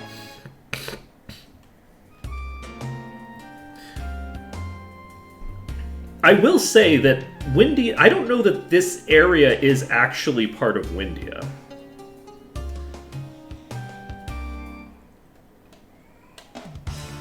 Right? Like Windian soldiers can get here because, like, nobody... There's no other, like, competing empire near here.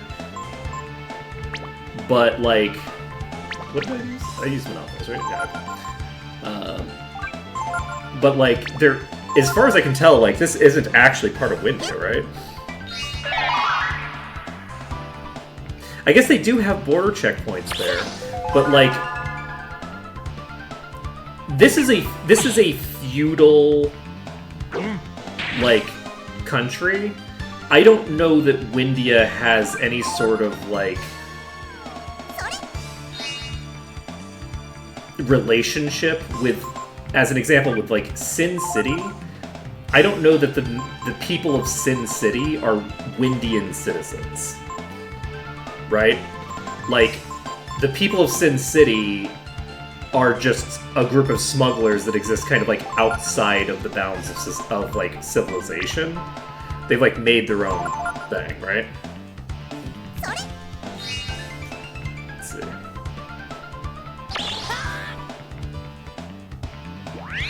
I would presume that there has to be a neighboring country, because otherwise why would there be a checkpoint there? But then again, there's also like a checkpoint before you get to Rapala region, and there's no like neighboring country there really.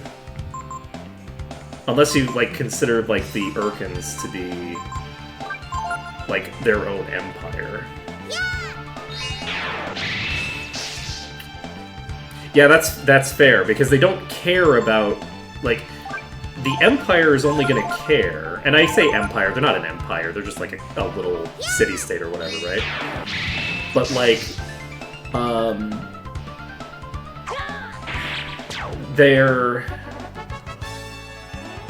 they wouldn't care about anything in between the mine and McNeil Village, right? Like, McNeil Village is their farmland, but they don't have any other, like, property out here to give a shit about. So, I do have to be a little bit careful with the EXP that I keep eating on Nina. I can't access... I need the king's permission to go east, which means that getting everything that I want...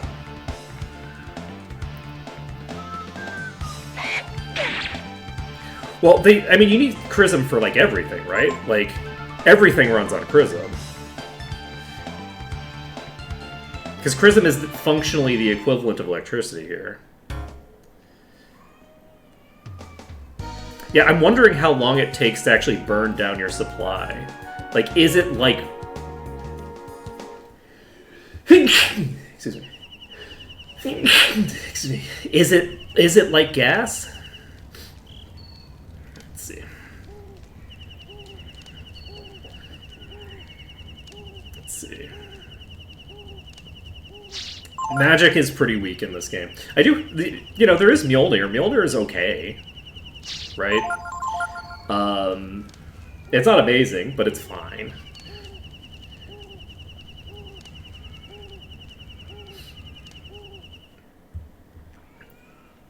Let's see.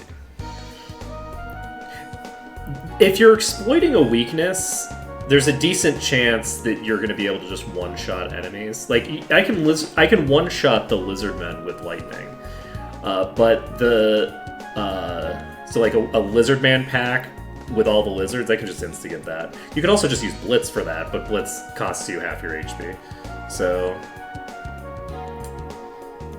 Let's see. Oh yeah, not every enemy has weaknesses. But... The big issue that Magic runs into, I think, is more so than anything the fact that there aren't scalars for Magic. Let's use the Eastern Bridge, right? But this time, I don't think Daddy, the king, will let me go. He thinks it's your fault I ran away the first time, Ark. But I have an idea. Ark, you broke up the black market. Mafia, right? All you need is one more feather in your cap, and even he will have to admit you're a real hero. Sure, buddy. Remember the plant? Where they grow the vegetables using Chrism energy? It looks like there's something funny going on there lately. I've been thinking we need to check it out, so... Why don't you help me? I'm sure the king will forgive you. If you help me solve this problem, right? Really? Great. Let's go then. Plants down the road to the east. Nina really is MVP. Nina is MVP.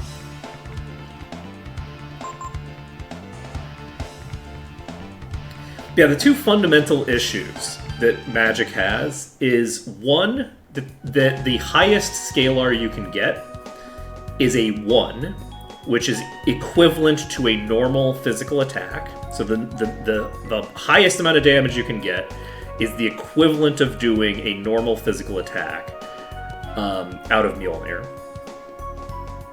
And that it doesn't have the benefit of things like attack formation or weapons.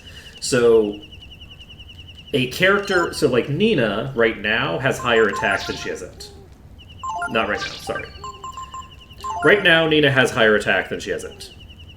If she attacks an enemy, she will be hitting harder than if she's hitting for a 1x multiplier with Thinger. Now, the advantage that magic has is that magic is not subject to the defense scaling. And defense scaling is very aggressive, right? Like, defense really reduces your damage output until you start taking advantage of all the scalars, right? So, like, if you saw the amount of damage, Nina was doing roughly similar damage with Magic Ball to what Arc was doing in Dragon form, just attacking. But I could double the amount of damage that Arc... I could more than double, probably, the amount of damage that Arc was doing by just putting him in the front of that attack formation, right? So, as a result of that, the power stat just has so many ways to just increase it by such astronomical values that you end up with an unbalance. On a fundamental level, I would say that they probably should have doubled the base value for the damage of almost every spell in the game. That would be my thinking, is if you just double the base value of every spell in the game, that gets you pretty close to where you need to be in order for spells to be more viable damage options for dedicated spellcasters. I will be right back.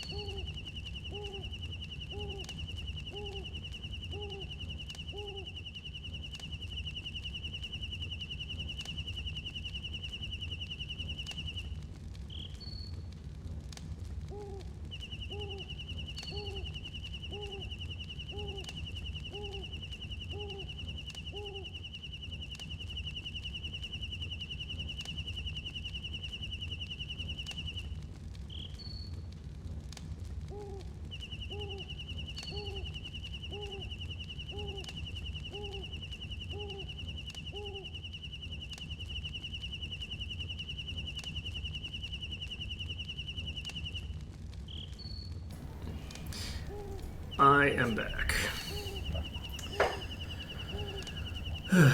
Well, the thing about magic damage is that magic damage is at most halved, right?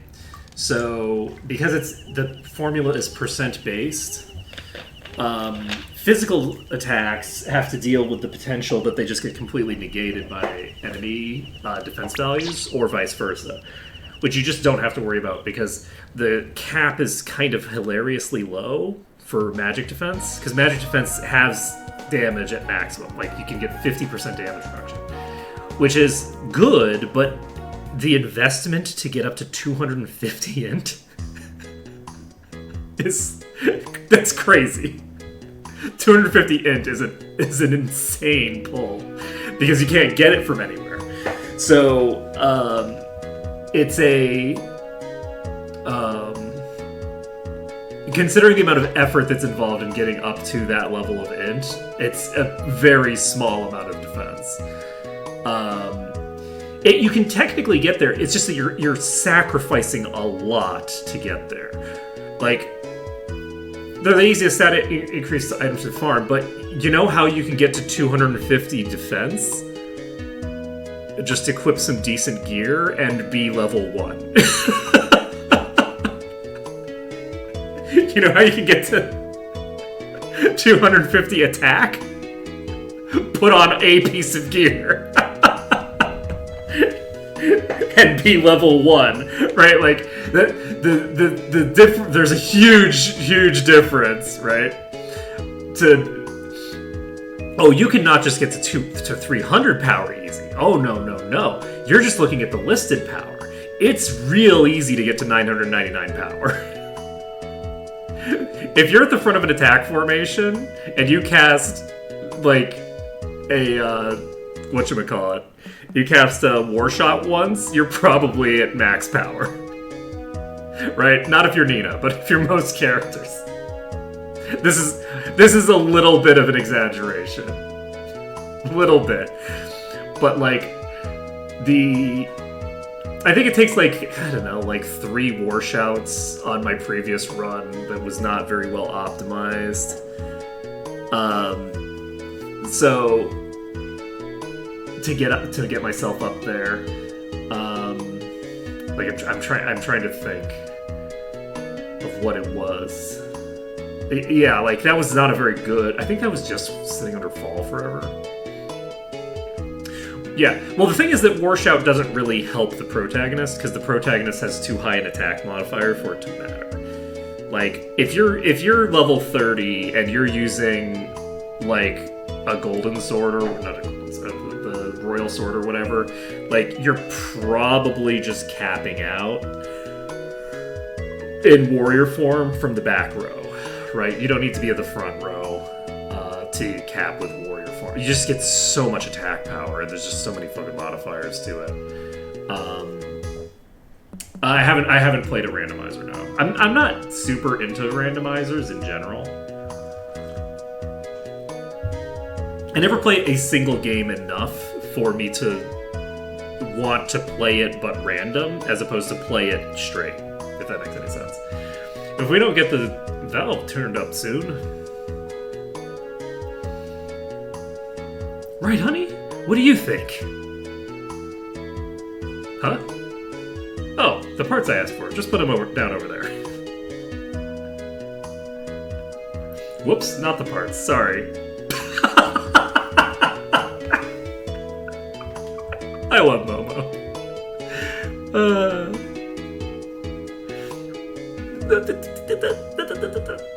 What is it, honey? I can't play with you right now. Who are these people? Friends of yours? What? Ark? Oh, shit! It's that dude from, like, 5 years ago. Hey, how's it going? Hold on, I've got to finish this first. You've sure gotten big, huh? Boy, how many years has it been since you died in Angel Tower? That is true. Science Girl is correct. Huh?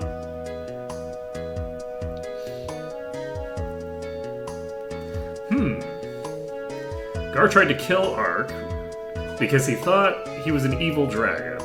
But actually, that's actually, look, that's not why. He tried to kill him because he's a genocidal maniac who was looking for an excuse to justify his guilty conscience at being a genocidal maniac. And then the only possible option that would make him fail in his goal to justify his own behavior happened because the protagonist is just a fucking saint. And so,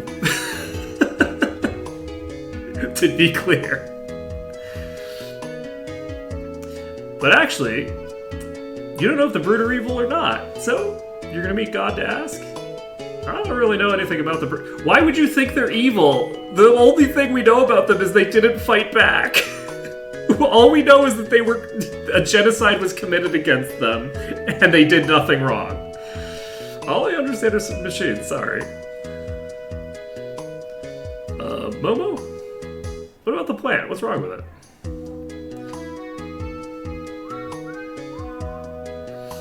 I don't remember very much about like the different clans. I do think that it's interesting that the clans have had their like natures seemingly eroded somewhat over time, right? Like the characteristics that make them unique and interesting have been eroded over the course of history, and I think that we have a very strong reason for that.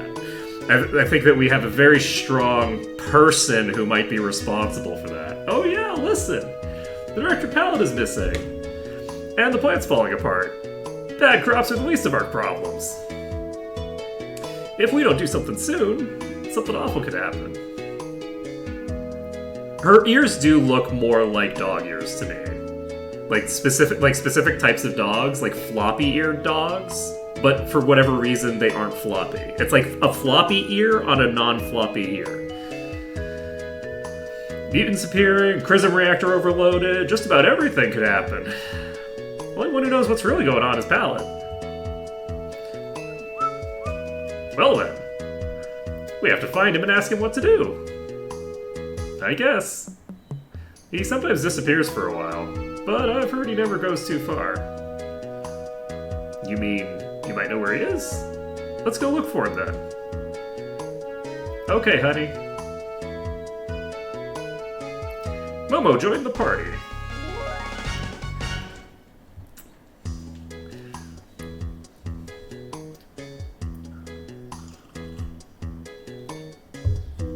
So what were you doing here, Momo? Well, after we all broke up at the tower, I thought I'd study Peiko some more. So I returned to India with him. But I wasn't able to handle it by myself, so I came here thinking I could ask Director Palette to help me. Peiko? Peiko's here? Yeah, over to the east there's a place where there's a tree called Yggdrasil. Lately, Peiko's been spending all his time there. He's always over there playing by that tree. Peiko was born there, so maybe he knows something. I mean, he can't talk or anything, but if you want to bring him along, the tree's east of the plant. Of course we need to bring the God Onion with us. The God of all onions needs to be brought with us. Chrism isn't a thing in the previous games, right? Like, I don't recall Chrism as a mechanic. Yggdrasil.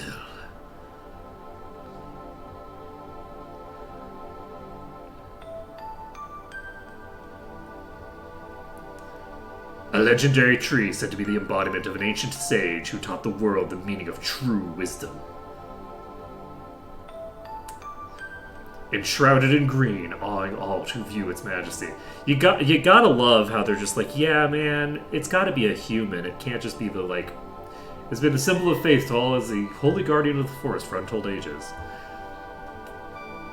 Rather than Yggdrasil just being the world tree, it's like, yeah, man, we did that. It's like, that's like a dude who became a tree. It can't just be that the tree is super wise. I don't buy this for a second. I think that Yggdrasil is the world tree. I think that the idea that it's the embodiment of a sage who, like, became a tree, that shit, that's propaganda. That's human propaganda. This is the place. This is where Peiko likes to hang out. Peiko? That's funny. I thought I heard someone talking. Bukyo? Well, Peiko does talk, in the sense of making noises that are vaguely akin to words. Did you just say something? Bukyo? I can understand him about as much as I understand a tree or a flower. And they don't talk! Anyway, come on, Peiko. We're gonna go check out the plant where you were born. It is very funny that Yggdrasil is a master. Bukyo!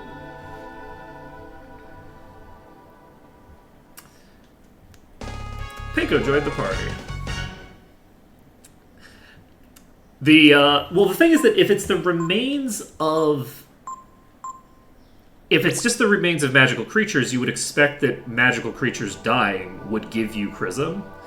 I don't think that it's necessarily a natural result of magical creatures dying. Because all creatures in this world were magical, right? And now they're not anymore, right? So what happened there, right? Like, because you have, like, the Windians talk about how they used to be able to fly, right? Well, why can't you fly anymore?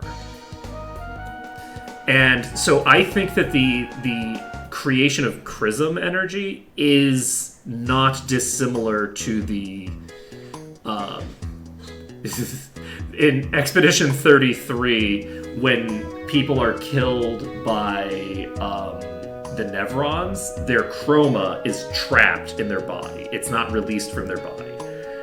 This is not a spoiler. This is something they talk about very early. I mean, it's a spoiler for very early in the game, but I think those wings are an ornament. I don't think those are her. I don't think those are a part of her body. I think that's an ornament of her outfit. She didn't have wings as a kid. Something's wrong.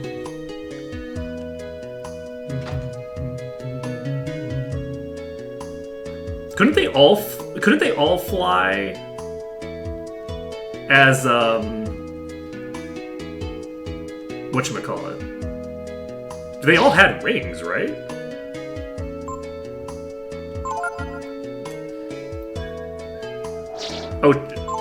Oh, okay. So Nina actually does have wings. Interesting. I didn't realize that Nina's wings were actually real.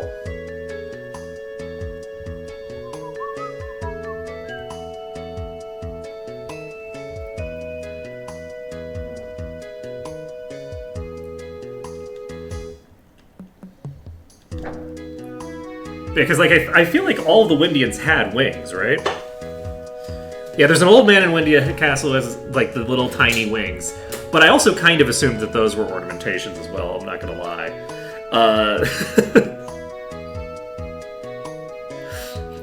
I'm not gonna lie, I kind of assumed that those were also ornaments.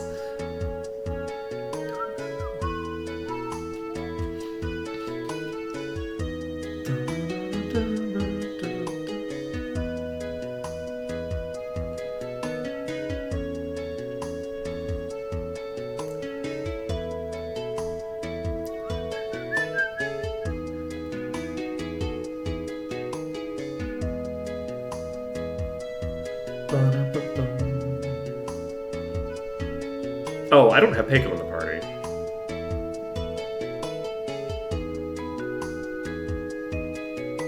Right.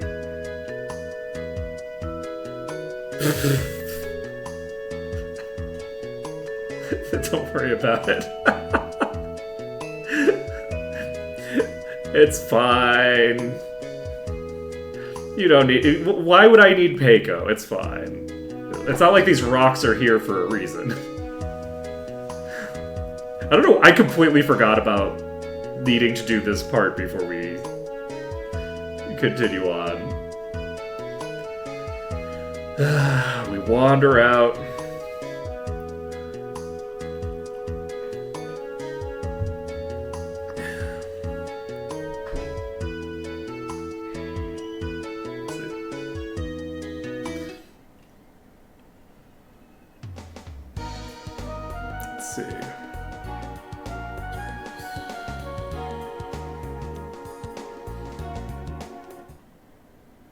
I mean, not offhand. No, I don't. I don't.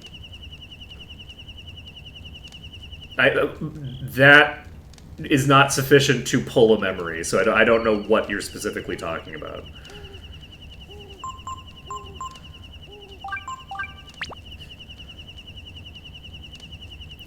Let's see.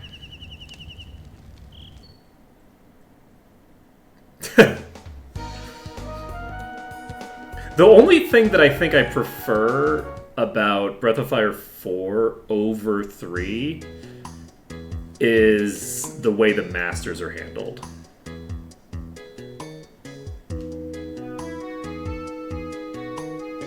I think that's the only thing where I'm like, yes, this is just an improvement. I like the plot of 4, I just don't prefer it over 3. I think 3 is nice.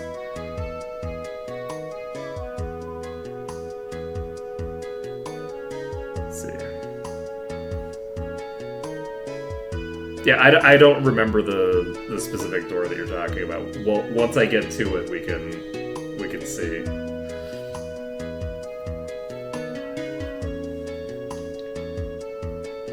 Ah, yeah, that's a big improvement.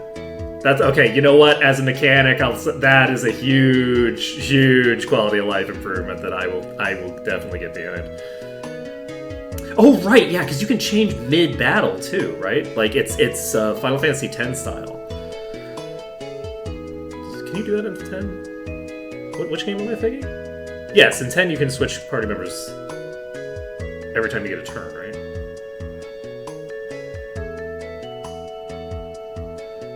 I'm not crazy. I think that's true.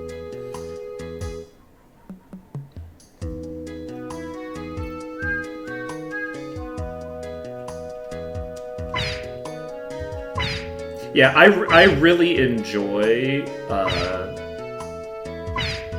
Okay, I did not get a far enough lead up to that.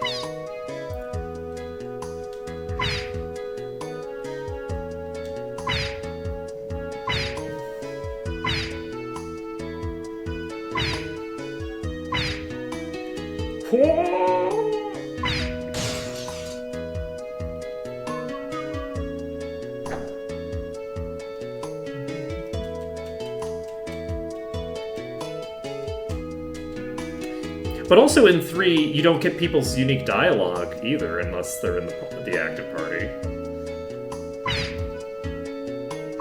So it doesn't even... It kind of implies that they're around, but also, like, doesn't acknowledge that they're around.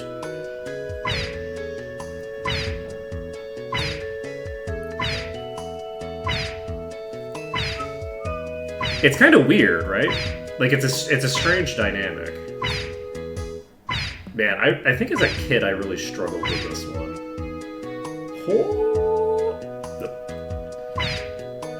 Okay, well, you know...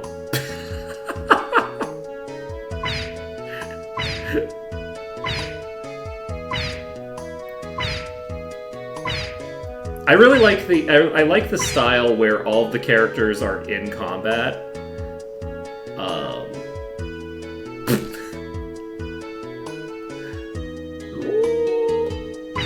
There we go.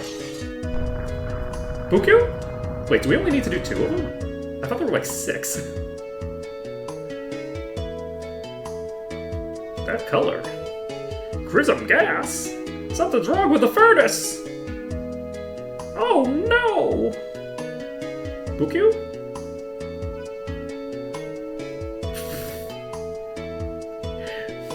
Peiko's like, did I do bad? Oh no! Of course you didn't do bad. You could never do anything wrong. Okay, I just need to use this sword, right? I like how if you're too close, you actually can't do it.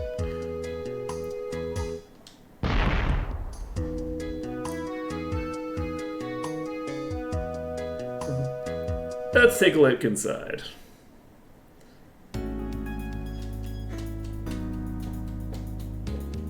Such a good song. Hey, there's a ladder here. Let's go down and see what's down there.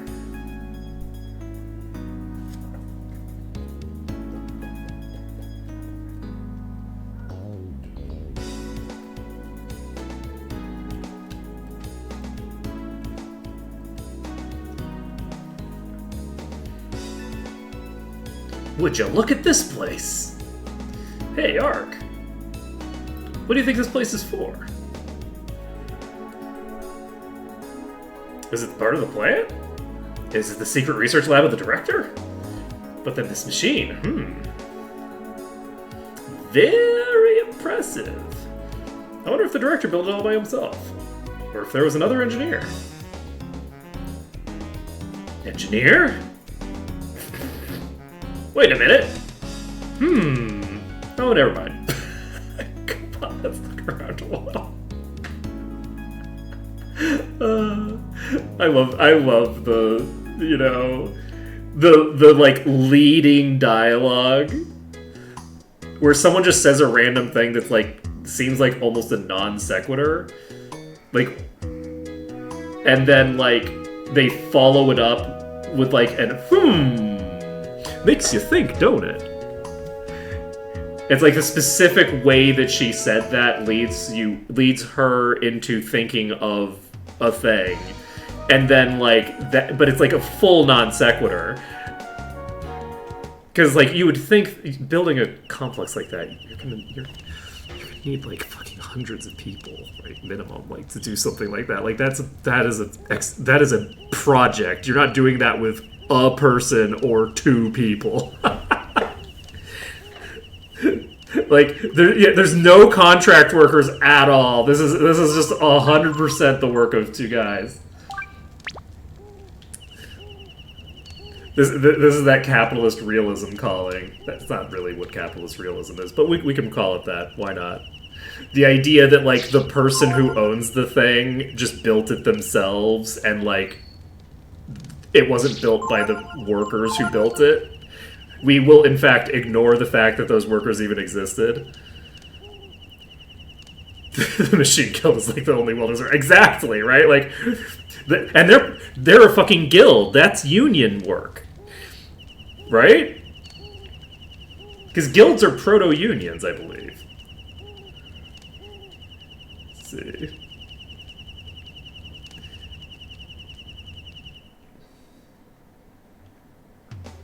Or they just don't live here, man. Because the Machine Guild people live in a completely different country.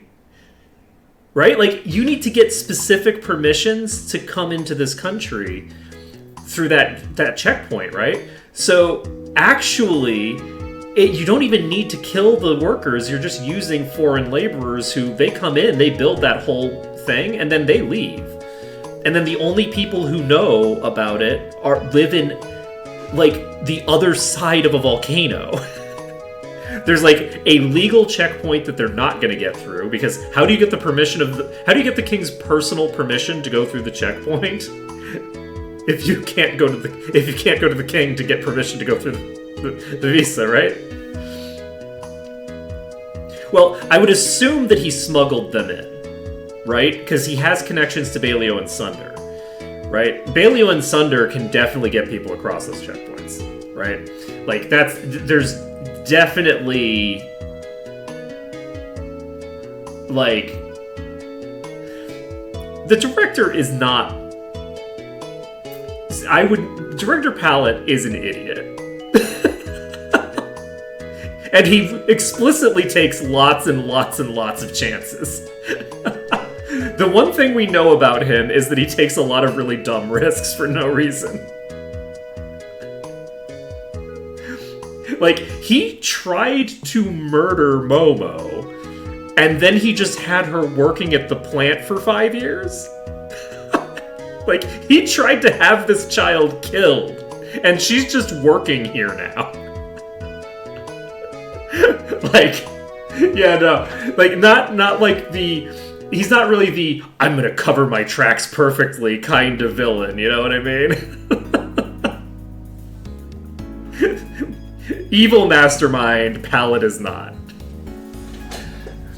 Alright, let's check my gear, because I actually just realized that I am maybe screwed myself. I don't think I have another asbestos armor.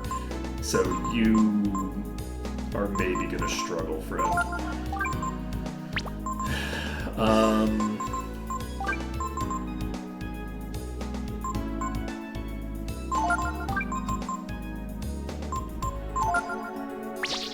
Alright, so Momo's probably going to be in trouble here. I believe the save point's right over here. Oh yeah, Momo's not leveling until we get a specific ability. So Momo is going to be having a hard time.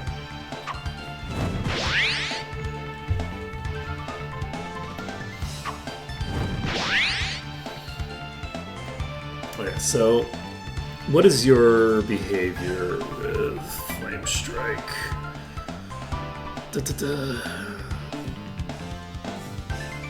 It looks like you can use Flame Strike on any turn. Right. Yeah, so it doesn't matter. Let's see. Do I? I'm not gonna kill these. I'm just gonna run from them. So we'll just try to steal.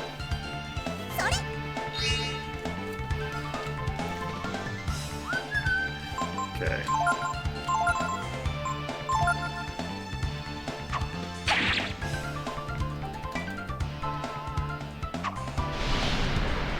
Oh, it's gonna be rough. Poor Momo.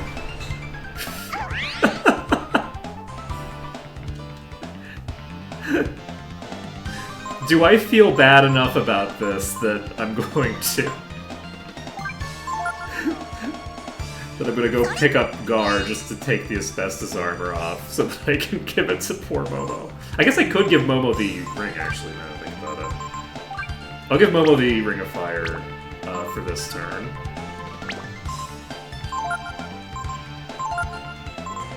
That way, as long as they don't just poke her with a physical attack, she's fine. Flame Strike? Okay, well that's rude.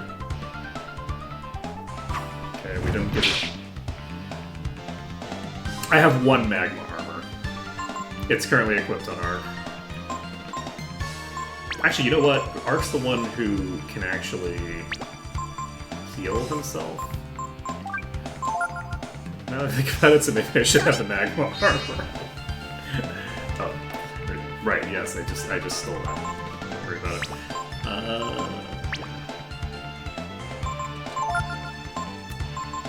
Can she wear Magma Armor? I feel like I remember her being able to wear Asbestos, but not Magma Armor. She can't wear Magma Armor.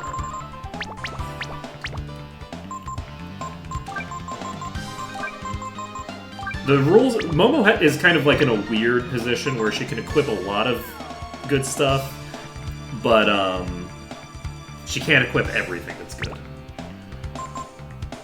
She cannot have all nice things.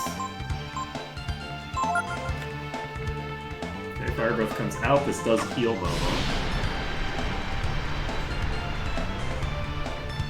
Hurts Nina considerably. Flame Strike. We still don't learn it. Luckily, it did miss. Let's go ahead and steal from you.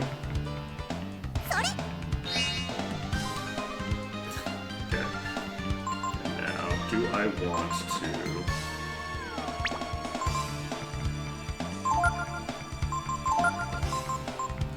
to... We just need to get the Flame Strike and we'll be done. Oh boy.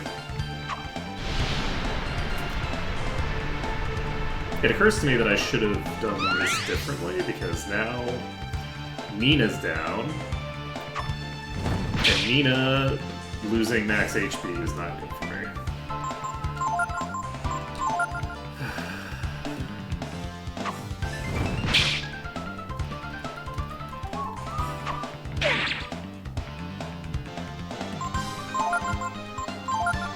Yeah, Momo has like kind of a weird mix of armor. I think Ray also has a weird mix of armors that he can wear.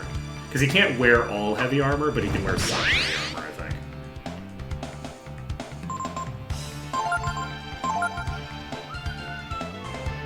think. Wow, we are struggling with Flame Strike, goddamn.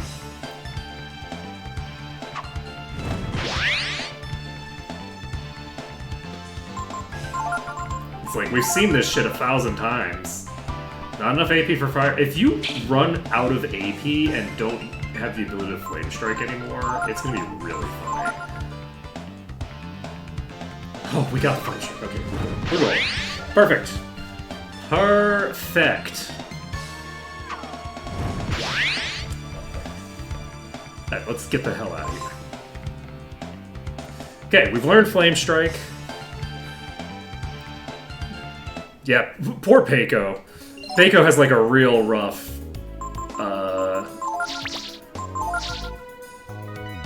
yeah. Real rough armor list. So you do the healing just for now. We are going to swap the Ring of Fire back to Nina.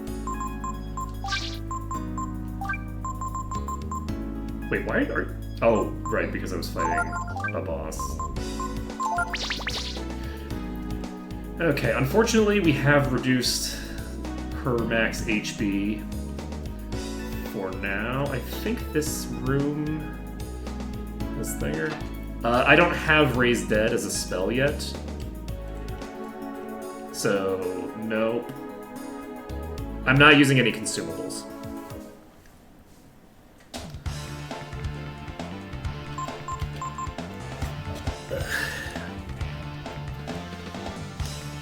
So with no consumable use, I just don't have the ability to resurrect it now. We'll get there eventually. Okay, let's activate this. Oh, I know what this is. A relic from the Techno Age. And this number is the same as what's on the door. Right? Sure, probably. In other words, this is a key from the Techno Age. I actually really like the way that they describe that. That's very cute. If we input the password here, the doors with the same number will open. Does anyone want to try and guess? The only consumables I'm using are permanent stat boosters. So I'm using permanent stat boosters, but all of the permanent stat boosters, so like your proteins, your power foods, etc., all of those are going to Nina. Nina gets every single one of those because she's the character in the game that doesn't have a master build that's meant for her stats. She has a master build that's built for Thinger. Items that have a use effect that are not consumed, I haven't actually decided on. I haven't used any yet, and I'm tempted to not use them because there's so many of them later in the game that it runs into differentiation between characters being lowered a bit, but they're really cool, so I do kind of want to use them. I don't know. I'll have to think about it. I'm not sure what I'm going to decide on there. I'm not going to be using things like soul gems. I guess they are consumable. So soul gems and manly clothes are both consumables. So you'll never be able to get those doors open. If I could get... I'm now realizing... No, that wouldn't work. But usually people use something like a friend's name or whatever is their password. Like... Pellet or something. Sometimes they use a name and they misspell it. Maybe that's a little too obvious?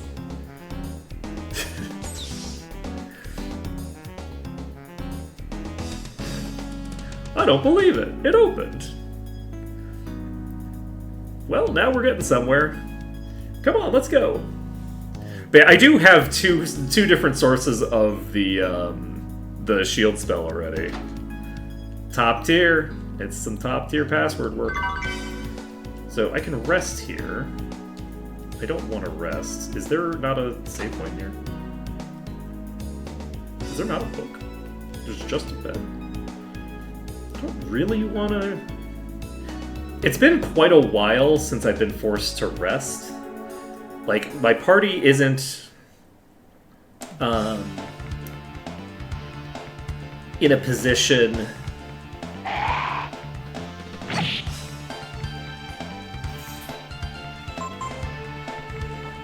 I don't think I need to rest. It would restore Nina's HP. My party is now strong enough that I don't really feel like I need to lower myself to doing manual resting.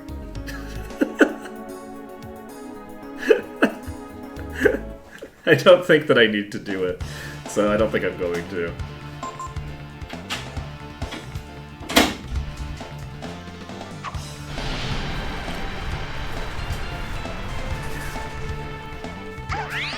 Nina's really strong right now. Look, the thing is, for me, I will take all steps to ensure my life is harder than it needs to be, okay? You know, there are some steps that are too far for me to want to engage with making my life harder than it has to be, but you'd be surprised how willing I am to make my life miserable for no good reason.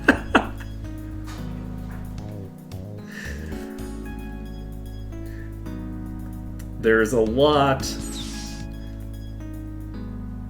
I'm willing to put up with. So we have another computer here. Oh, shit! Oh! Well, that's dangerous. Right there, that's dangerous.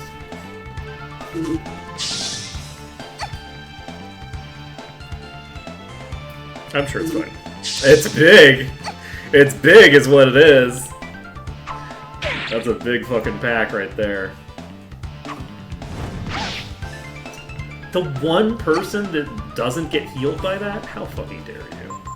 God, I don't even get X turns on you. Oof. Well, that could have gone better.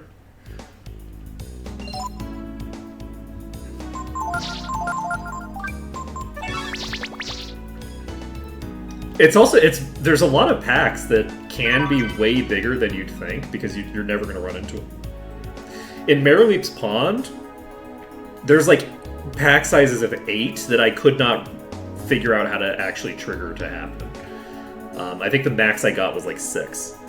But if you look at the actual data for the encounter, it's 8 enemies, and it's just like, where is an open enough field for all of them to show up? Because with the packs, with each formation, what's the word?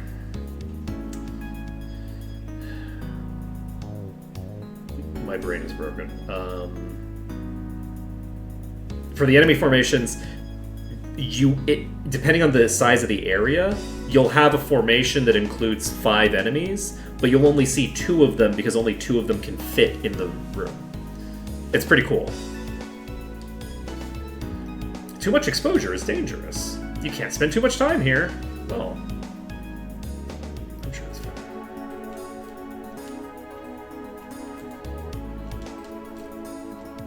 It says experimental sample Repsol seed. Maybe it's a password? Is there anything else in here other than that? Oh, it's actually timed. Are there any items in that room?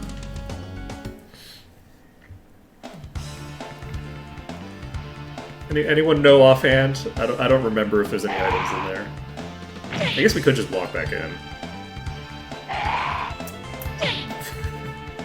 Maximal help from chat. I want to say yes, but I forget and no. Right at the same time. We're going back in and we're going to check.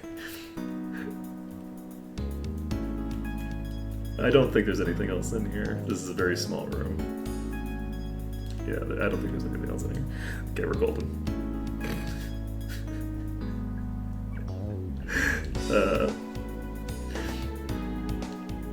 It says input code at main monitor. Fuck you. How dare you. Make me walk all the way back to the main monitor. I think if I rest, I can save. I think it'll give me a prompt to save after I rest. Is the thing. But I don't want to rest, I just want to save. You know, if I'm gonna do this, I should if I'm not gonna be willing to rest, I should go grab. I should go grab that asbestos armor.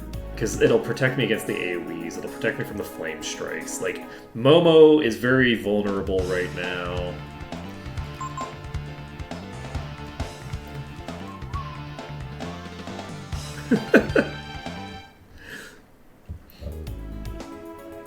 I am doing an open book test, just so everyone knows. I haven't been looking at a lot of this stuff today, But you'll note that I looked at the AI guide, the enemy database thing, while I was looking at the fly people to see what the trigger is for them to use their stuff. So if I feel like there's a very large chance of missing an item or something, I will probably glance at the walkthrough just to make sure that I am actually picking everything up in a timely manner, rather than spend a huge amount of time there. Oh, of course I gotta get Gloom. Unfortunately, I got Gloom, but I didn't get Kyrie. Yeah, I love looking at the enemy database. It's so cool. There's so much cool behavior that you can look at. There's so many interesting things where it's like, it's delightful. Yeah, Snooze is very cool. Yeah, I've been trying to get absolutely everything at its earliest available opportunity, and I have not succeeded in that. I did miss a couple of skills that are available substantially earlier, but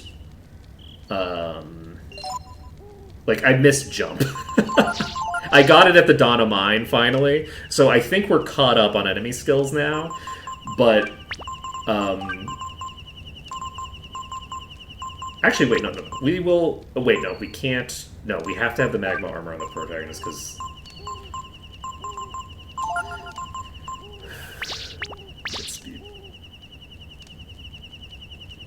Yeah, I have not picked up the speed boots.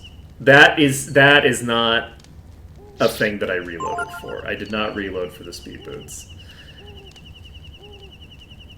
I'm gonna need to get some speed boots for probably my first Berserker encounter, would be my guess, because I want to do my first Berserker encounter pretty early, and I think that most of my characters are going to be in their 20s, and Nina's going to be barely in her 30s. But if Nina is in her 30s, and I double agility her, she should be able, with speed boots, to get 120. I can also get it from fishing, so by the time I need it, I'll have it from fishing. It has to have been, right? Like that. 100%. That's where, like,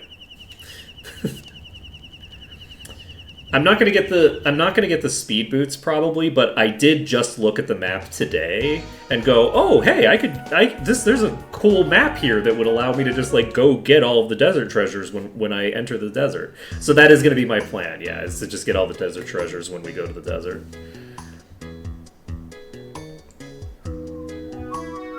I think that's gonna be fun. There's a map on GameFAQs, and it has like just like the different quadrants that everything's in, and then it gives you the directions from various locations, which is nice.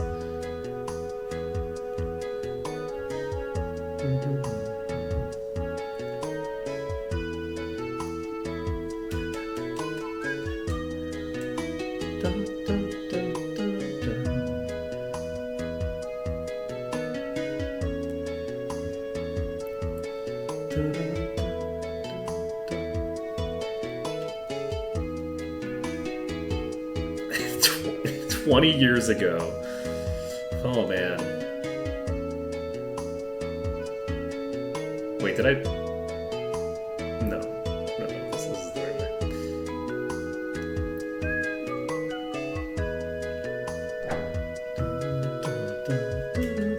But yeah, now Momo will be immune to the fire breaths on turn 1, so the likelihood of her getting just killed over and over and over again is much lower. Now, if I had done this before she got killed the first time, that would have helped a lot, because then we would be in a better position. Also, I'm probably going to need to spend a couple of turns in combat just snoozing to get some of my resources back, but it's all good. Dun, dun. Alright, we're not going to leave to save anymore, because that would be silly. We're going to just have to do everything in one go now. Okay, we have a lone flyman. I think they can only deal physical... I think they can only deal fire damage, so I think I'm actually going to steal, and we're going to snooze. And you're going to...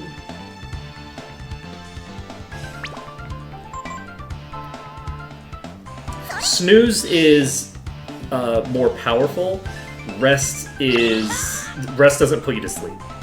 So Snooze gives you 20 HP and 4 AP, and Rest only gives you 4 HP and 1 AP. Right, it doesn't give you full immunity. I forgot, you're not Gar. God damn it. Okay, wait a second. Wait a second. That's not right. Oh, I should have just run.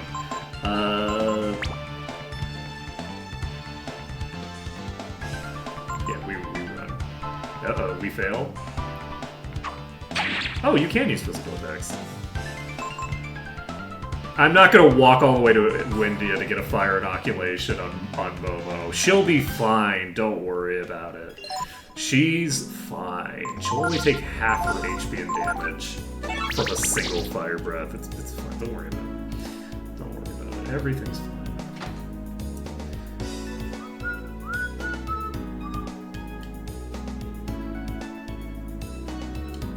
I used inoculations during this run, I think. For something.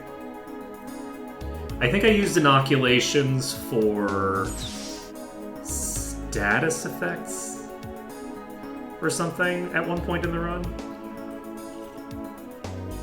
Hope it. I knew it. Inoculations are a really cool mechanic, and they're underutilized by players because the game is easy, but they're really cool. I think I also used fire inoculations when I first went to Mount Zublo. Ripsol was my father's name. I guess that means he had something to do with this place. Maybe he was working on some kind of experiment? When I saw the machines here, I knew my father must have been involved somehow. But I never heard anything about this place. He was definitely proud of whatever he was doing here. Could my father have done things here he was ashamed to tell me about? I mean, you know what? You got there quick. You got there right quick, friend. Okay, so we have a giant roach and a flyman.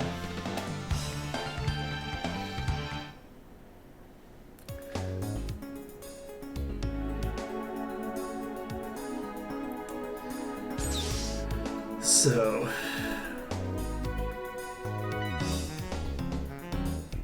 oh, really? It doesn't count as a rest when you transition to adulthood?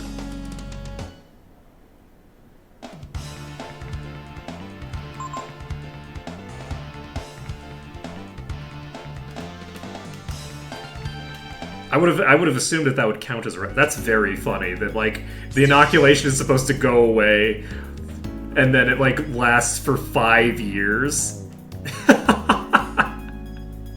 It's like, oh yeah, this will last for today. Oh, or maybe it'll last for the next 16 years.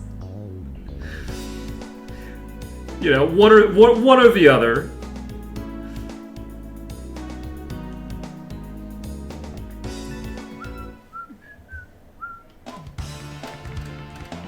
Okay, with one flyman. I am very tempted to... Oh, you know what I can do? What's your speed, friend? If I can get an X turn... Give me a second. What's your agility? Your agility's 14? That's easy. I can do that. I can do that easy. Give me a second. Okay, Feather Sword. Bracers. Done. Let's go X turn. Okay, so we're gonna get an X turn. This is gonna allow me to heal up a little bit. And it's flame striking on somebody. Okay, perfect. Whoa! I'm gonna press the power button one of these times, and it's gonna be really unfortunate for me. Favorite endgame party? Generally speaking, I use Momo, Peiko, and the protagonist for like everything. It's not even like my preferred endgame party. It's just my preferred all the time party, right? Like the nice thing about doing runs like this is the fact that I get to use characters that I otherwise wouldn't use. Because I'm not gonna be using characters like Rei or Gar, that like naturally. Like if I want a character who's a fast physical attacker, then I'll just make Peiko sit under Mary Leap for the first 20 levels, and then he'll be faster than Rei. So like, he'll be faster and stronger and more durable than Rei. So like, and have more AP than Rei. Rei really has problems. Okay, he struggles. He struggles because he gets to level 19 off screen, and also his stats are garbage. But he also gets to level 19 off screen, so he doesn't get access to any of the master levels, and also his base stats are, as I established, garbage. He has like 200 lower base stats than Momo. Like, Momo's base stats, the total stats that she has like 200 more than Rei does. Rei is so far down on the list. There's a memo for her. Gave the sample life. If used with Project AA, maybe it's a password? It could be. Let's go this way first. The strongest character is pretty unambiguously Ryu. Like, Ryu is the strongest character in the game. If you're ignoring Ryu, then Peiko, I think, is pretty much like just the strongest. Like, Peiko starts out at level 1, you can throw him on Mary Leap, and it costs like nothing to throw him on Mary Leap. And he's just like the best character if he's under Mary Leap. I'm not actually putting him under Mary Leap. Well, Ryu also has the highest base stat total of any character. So Ryu is not just the strongest because of Dragon Forms. Ryu is just the strongest character. He's just unambiguously the strongest. Peiko's reprisal rate is actually a pretty strong component of the character. That is a good point that does... Because Peiko can have 100% reprisal rate. So, if you cast, what was it? Light Ward? I think it's called Light Ward. If you cast Light Ward and he's at the front of attack formation, he will get 100% reprisal rate, which is crazy. Like, that is really wild, especially because he's at the front of the attack formation, so 50% of attacks are going to come toward him. So, for a physically attacking enemy, it's a 50% chance that they get hit by a Peiko bomb, basically. But let's see here. Yeah, Momo I think is way stronger than either Gar or Rei. And the problem that Weretiger form has is there's too many ways to boost attack power. So, like, it's just way too easy to get to the maximum, at which point, like, the Weretiger isn't giving you any benefit. It's just downside, because you can't use Shadow Walk. You only need to have about, like, 500 power modified. Like, a modified value of 500 power to be able to do more damage than you're getting out of, whatchamacallit, out of Weretiger form. Because you're basically using Shadow Walk, you're doubling your damage, right?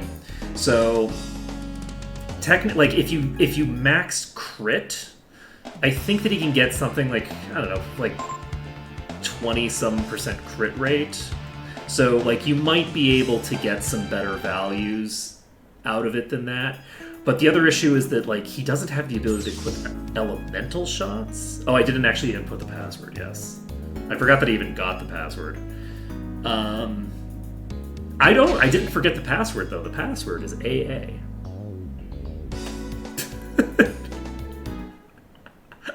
I know what the password is. But I did forget to input it, yes. Good call, because I would have just wandered off and been like, isn't there supposed to be a password that I'm supposed to find? It's like, because there's multiple doors that I can go through right now that don't involve going through a level 3 door. It looks really complicated. Too complicated for Ark to understand. You know, look, I'm being called out. Let's see. AA. But I think people sleep on Mary Leap. Mary Leap is such a good master, and, like, I'm struggling with the fact that I'm not using Mary Leap for Peiko, because I kind of feel like the Mary Leapo is, like, better than the build that I'm doing right now. There. No, there's only one left. I wonder, what does the AA project mean? Something to do with enhancing life? Like the enhanced crops? Or does it have to do with mutants? What was my father trying to do? I don't know. At any rate, we'd better go find Director Pallet. He's the only one who can answer our questions. That's so true, bestie. I mean, we might be able to just find on one of these computers, like, a note that just says, here's my manifesto. Yeah, +2 agility is extremely strong, and the penalties are not that bad, honestly. Like, -1 to stats that you're gonna get a shit ton of. Like, it's not great, but, like, Daze gives you -3 HP and -3 defense, okay? Mary Leap is, like, practically free.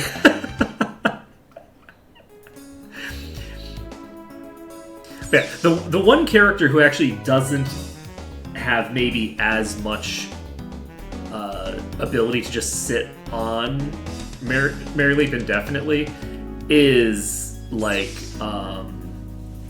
is Peiko, because of the fact that Peiko is Peiko has garbage weapons, so Peiko does rely on having. What was the switch to? Okay, well, I did something.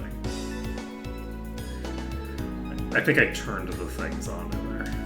There's also another 2-door here that I need to go click on.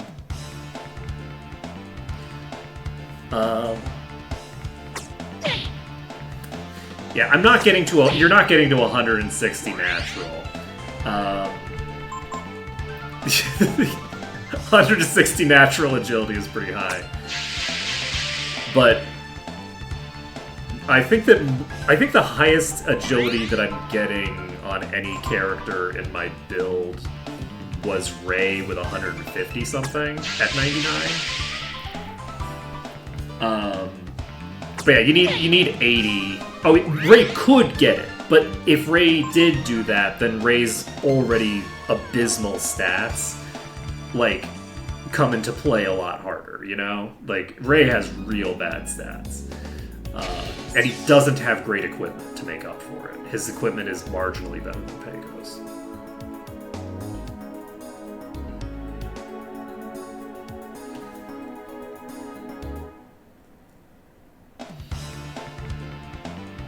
I think his defensive gear is actually substantially better than Peiko's, but his offensive gear I think is only like 100 power, and Peiko's is 85. So, like, it's not that huge of a difference. He doesn't have, like, Momo tier weaponry, or he doesn't even have, like, Ryu or Gar tier weaponry to choose from, right? So, because yeah, Momo does have the best weapon in the game. Momo gets a 199 power weapon, I think.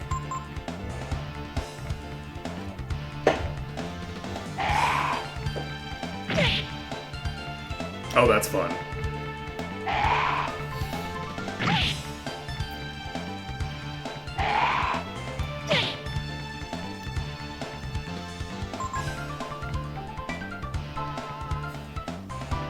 Yeah, Daze really is an amazing master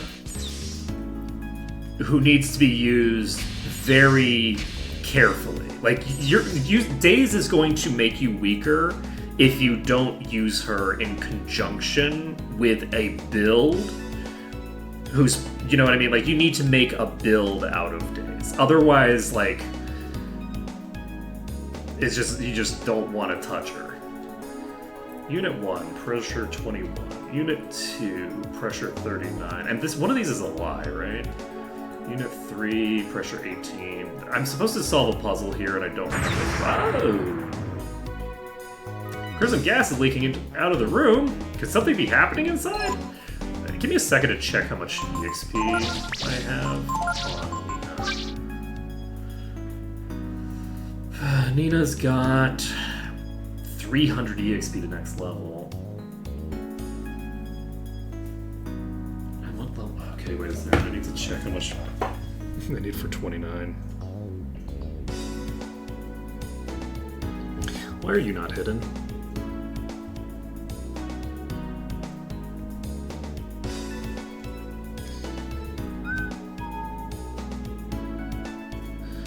Okay, so getting to 29 requires 38k. 38k, this next boss is going to give me how many? 2100 followed by 3900. Oh shit. We were cutting this way closer than I realized.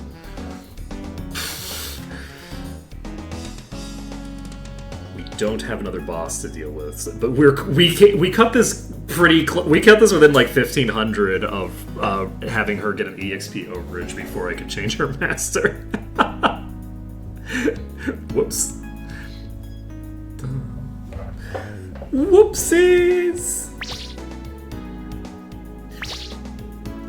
But yeah, I like doing the really complicated builds where you like change masters like every level. I really enjoy complicated builds, but if you don't do a complicated build, Daze is mostly just gonna hurt you because she's so good, but she's a -6 to your durability.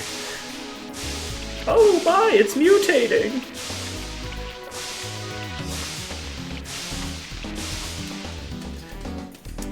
We're totally fine. Everything's fine. We're like 1500 away from causing a problem, but we are not going to cause a problem. We are golden, in fact.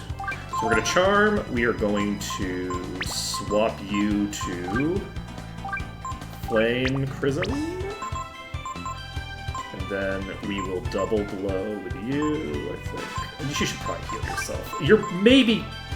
How likely are you to survive a single hit from this thing? What do we think is the likelihood of surviving a strike? Do I have the high boots? Not on you. Okay, it's probably fine. It's fine. It's fine. It's fine. Do you... Oh wait, actually, you know what I should do? Yeah. Let's actually maximize our probability of surviving here. Let's do this. Cast shield.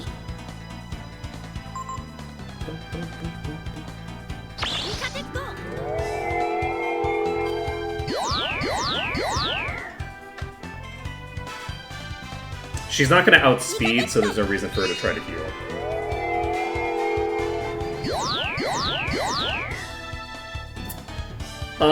I mostly know how the willpower stat works, yeah. Oh geez, I only have 21 minutes. Let's see. We're going to cast 2 more shields, and we are going to... Should I cast a heal? I haven't monopolized yet.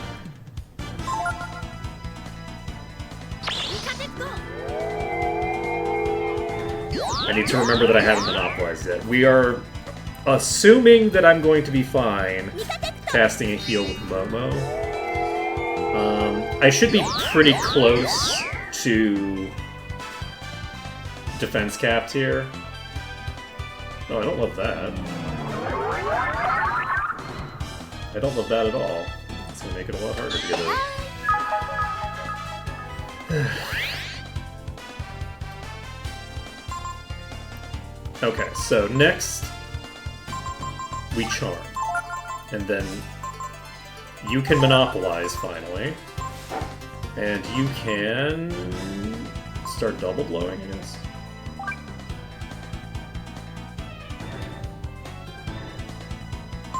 Yes. If I'm gonna die fast, I don't have a particularly there we go. So you're defense capped. I don't know that Momo's actually gonna be defense capped here yet. I should maybe cast on the shield. But yeah, Momo at base level is already doing 100 damage here. It's kind of crazy. We are going to cast one more shield. We are going to steal, and we are going to keep Pokemon. Momo's such a great character. She's perfectly serviceable, perfectly useful at minimum level. Because she's just that good. Okay, we got the vitamins. We got the monopolize. We got the charm. We got the steal. So I think that we're golden now. So you're gonna take a nap.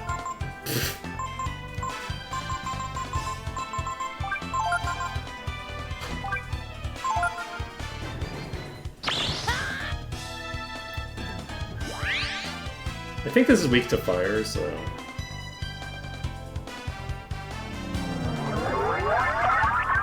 I'm a little surprised that I don't have the, I don't have externs on this thing.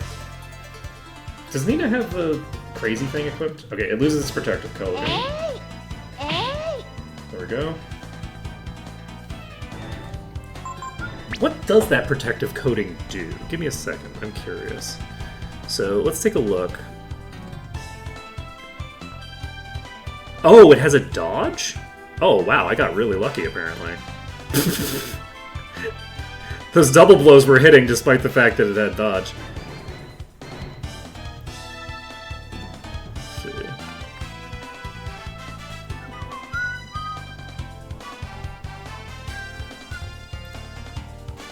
Alright. It doesn't have anything that interesting. I can't believe that I was hitting that many times with Momo. Despite that, that's kind of crazy. You're not susceptible.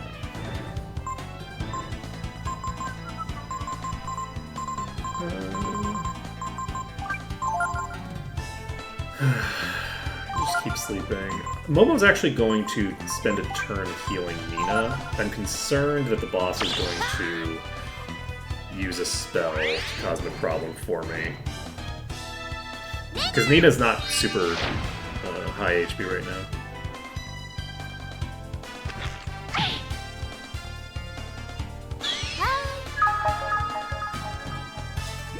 I'm so happy that Momo's just like... We just cast a few shield spells and now she's fine. Let's see. You're gonna keep snoozing. You're gonna heal yourself one more time. And then from then on you can just attack.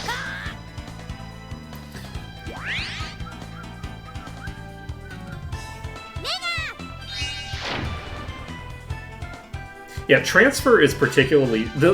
I will say the reason people are always looking for AP skills is because Nina doesn't have a good one. This ability, Leech Power, should be so much better than it is. What's your Psionic? You only have 5 Psionic resist. I could technically start leeching Power. I could hypothetically hit with it. Am I better off just equipping a Thunder Rod and punching you over and over? I'm better off just hitting you. Don't worry about it. Should I equip my Fire Sword? Probably. This is probably not great.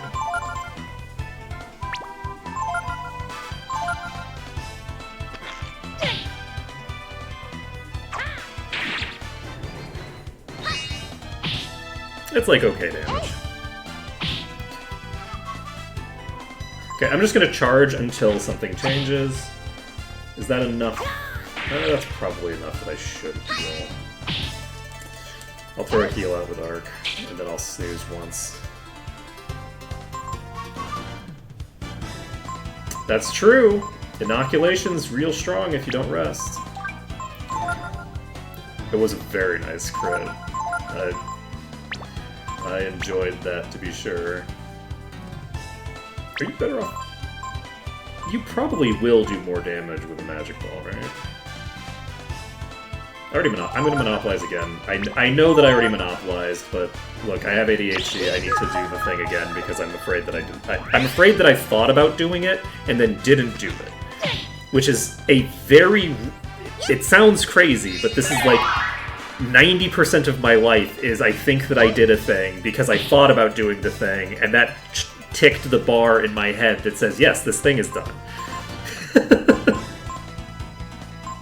The number of times in my life that I'm like, ah, yes, this thing, I need to do that, and then I do it. Except I didn't do it, I just thought about doing it. And it's a problem. It's a problem.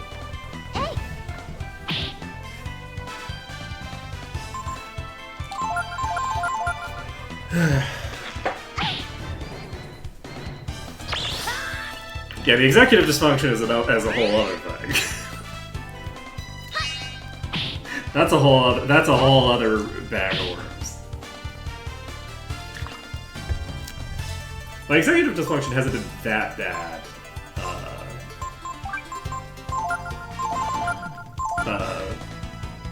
Ooh! I'm actually slower than you now? That's scary. That means that I could two-shot Momo before I get a chance to go. Momo might be in one-shot range if this thing uses its spell, so we might be in trouble here. Siphon comes out. Heals for 9.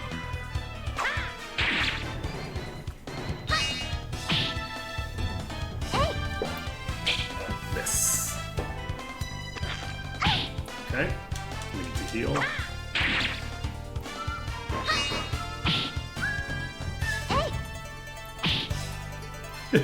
The, like, incredibly, like, slow and steady wins the race pace that I've been taking all these battles in is kind of funny, actually.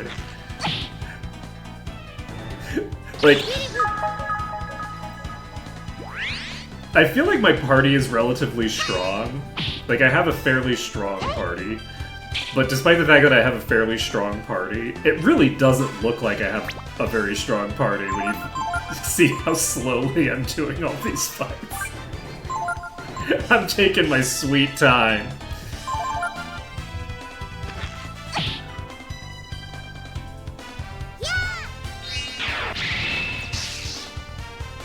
Okay, that did nothing.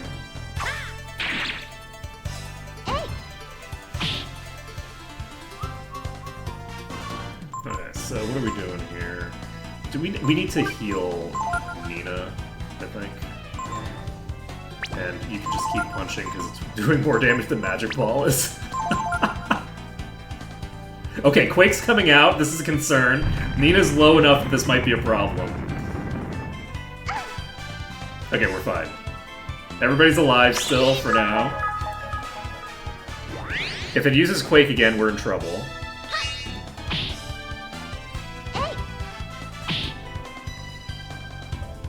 And I am now slower than it.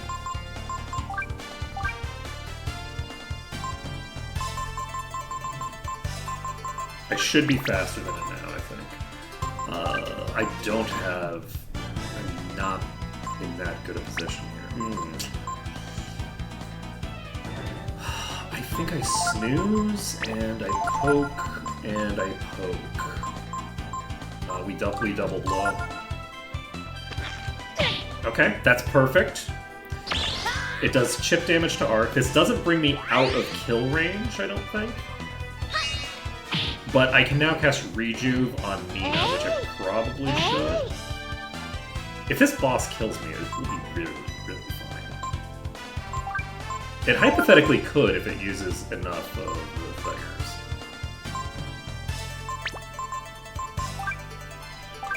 you switched to the rod, which is why you're so slow. Resist won't help you because you're currently slower than the boss. You just poke. I hope it doesn't quake here. If it quakes here, I'm in trouble.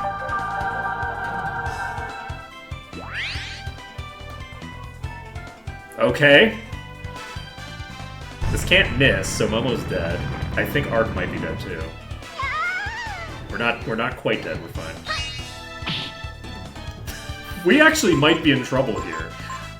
Because I don't have quite enough to get X turns with Nina. And she doesn't hit that, her spells hit for so little damage. Do I want to do a few turns of resisting?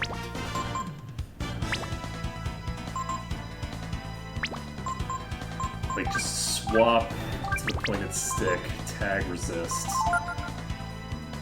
Oh my god, he's breaking again! I might actually die here. I have not saved yet. Wait. Oh god, why am I still slower? Oh no! Oh no! Oh, we in trouble, baby. Okay now. Wait a second. I think I'm gonna die. I don't think I've ever died to this boss before. Oh my god. I think we died to this boss. This is a task that I've never accomplished before in all of my time running this game. I don't think I have ever died to the huge slug with this. This kills me.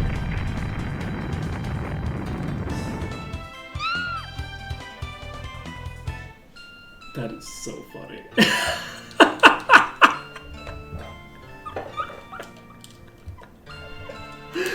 Oh man. I did not save, y'all. I did not, in fact, save. It was 3 quakes in a row, yeah. It had other combos that would have also killed me, but yeah, that was 3 quakes in a row. The fight is very long with the amount of damage that I'm doing. I'm not really hitting it very hard. My characters are a little underleveled outside of Nina, but Nina isn't able to get the primary benefit of being overleveled because she doesn't get X turns. This thing has 24 agility. So it has very high agility. So let's take a look here. It was probably within 1 or 2 hits of death, would be my assumption. I'm like looking at it. It only starts using Quake when it's below a quarter life. So, and it does use Quake on the majority of turns. So it has a 75% chance of deciding to use a Thinger. I did not realize just how much its damage was going to escalate toward the end of the battle. I probably should have looked at that. Who learned Flame Strike? You did, okay. Unfortunately, I don't have time to actually get back there again. Like, I don't have enough time before I need to end stream. I can't stream late today, so I think I might actually end stream a few minutes early. Because it's 12. Can I get back to there? Let's just. You know what I'm gonna do? I'm gonna make as much progress as I can walking through there again, and we'll just get as close as we can to there in the last 6 minutes that we have, and then we'll walk outside. We'll go maybe a minute or 2 late just to get out. We're basically going until 1. We'll be in the dungeon, and then at 1 o'clock we walk out. It is March holidays now, so I do not have the ability to just go late on streams because I'm not home alone. It's a good thing that we walked out to go get that asbestos armor, huh? Because otherwise we'd have to redo literally the entire thing. You know, this has gone fine. We've made good decisions in our life. Oh, I need to get a little bit more AP. I think that what I probably want to do is... This is a fight where you do not want to take it slow. I think this is the first fight where you really don't have the ability to meaningfully mitigate the damage. Quake does earth damage. I guess you could get an inoculation for earth damage. But the damage output is magic, and it's for an element that you can't be immune to. So this is like, I think, like the first enemy who does something like this, which is kind of interesting. Where it's like, okay, at the end of the fight, it just starts going crazy. Like, oh shit! I did not heal Momo.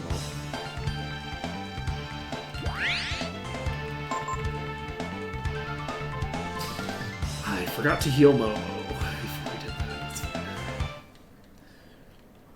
So let's see how much. Can we make any progress before we get there? Because I'm looking at the time and we've already eaten through like the bulk of it. Fuck. Wait. Did I not even get the first password? It's crazy, okay. I did literally everything after that point. I should have walked out and saved, but it doesn't feel right.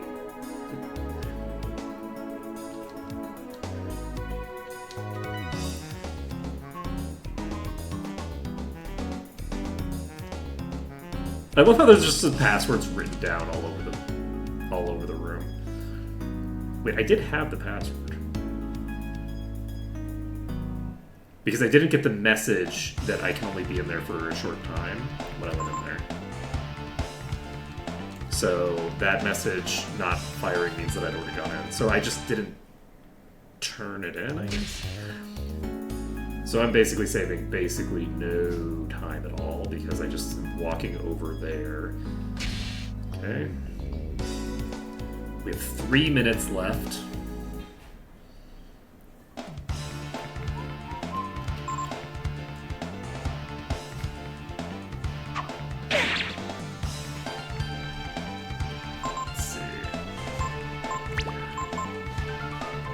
Well, one of the things that's kind of funny about it is that they're not even actually written down as passwords. They're just written down as, like, random labels that we're finding.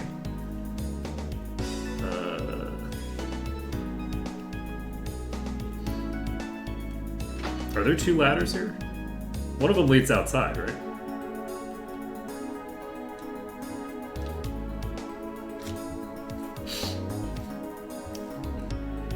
There's 2 of them? I didn't know that there were 2 ladders there. If one of them leads to a book, I'm gonna be...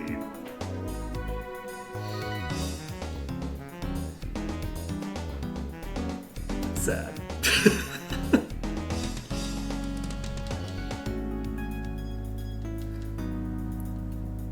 I'll take a look. Okay, we've come here, we've hit this button, and it's now 12:59. We'll grab the thing upstairs, and then we'll go save.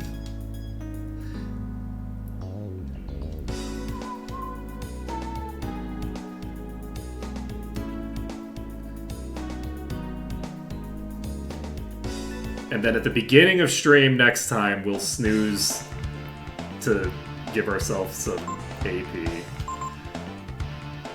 A zombie doctor is a little dangerous to fight because if I counter it, even if I don't kill it, it will potentially kill itself on the next turn.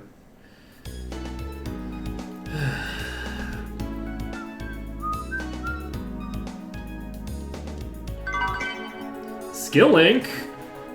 Love that. Wait, there's enemies in here? Huh. I didn't expect that. That's really surprising. We've got enemies in this room. Okay, so we've found the skill link in here. And there's no other items that are obvious, but these things can have things. I don't think they do. Alright. So, we're popping out of here. I can't believe I didn't notice that this is a different ladder. There's 2 ladders right next to each other, and I just didn't notice. Like...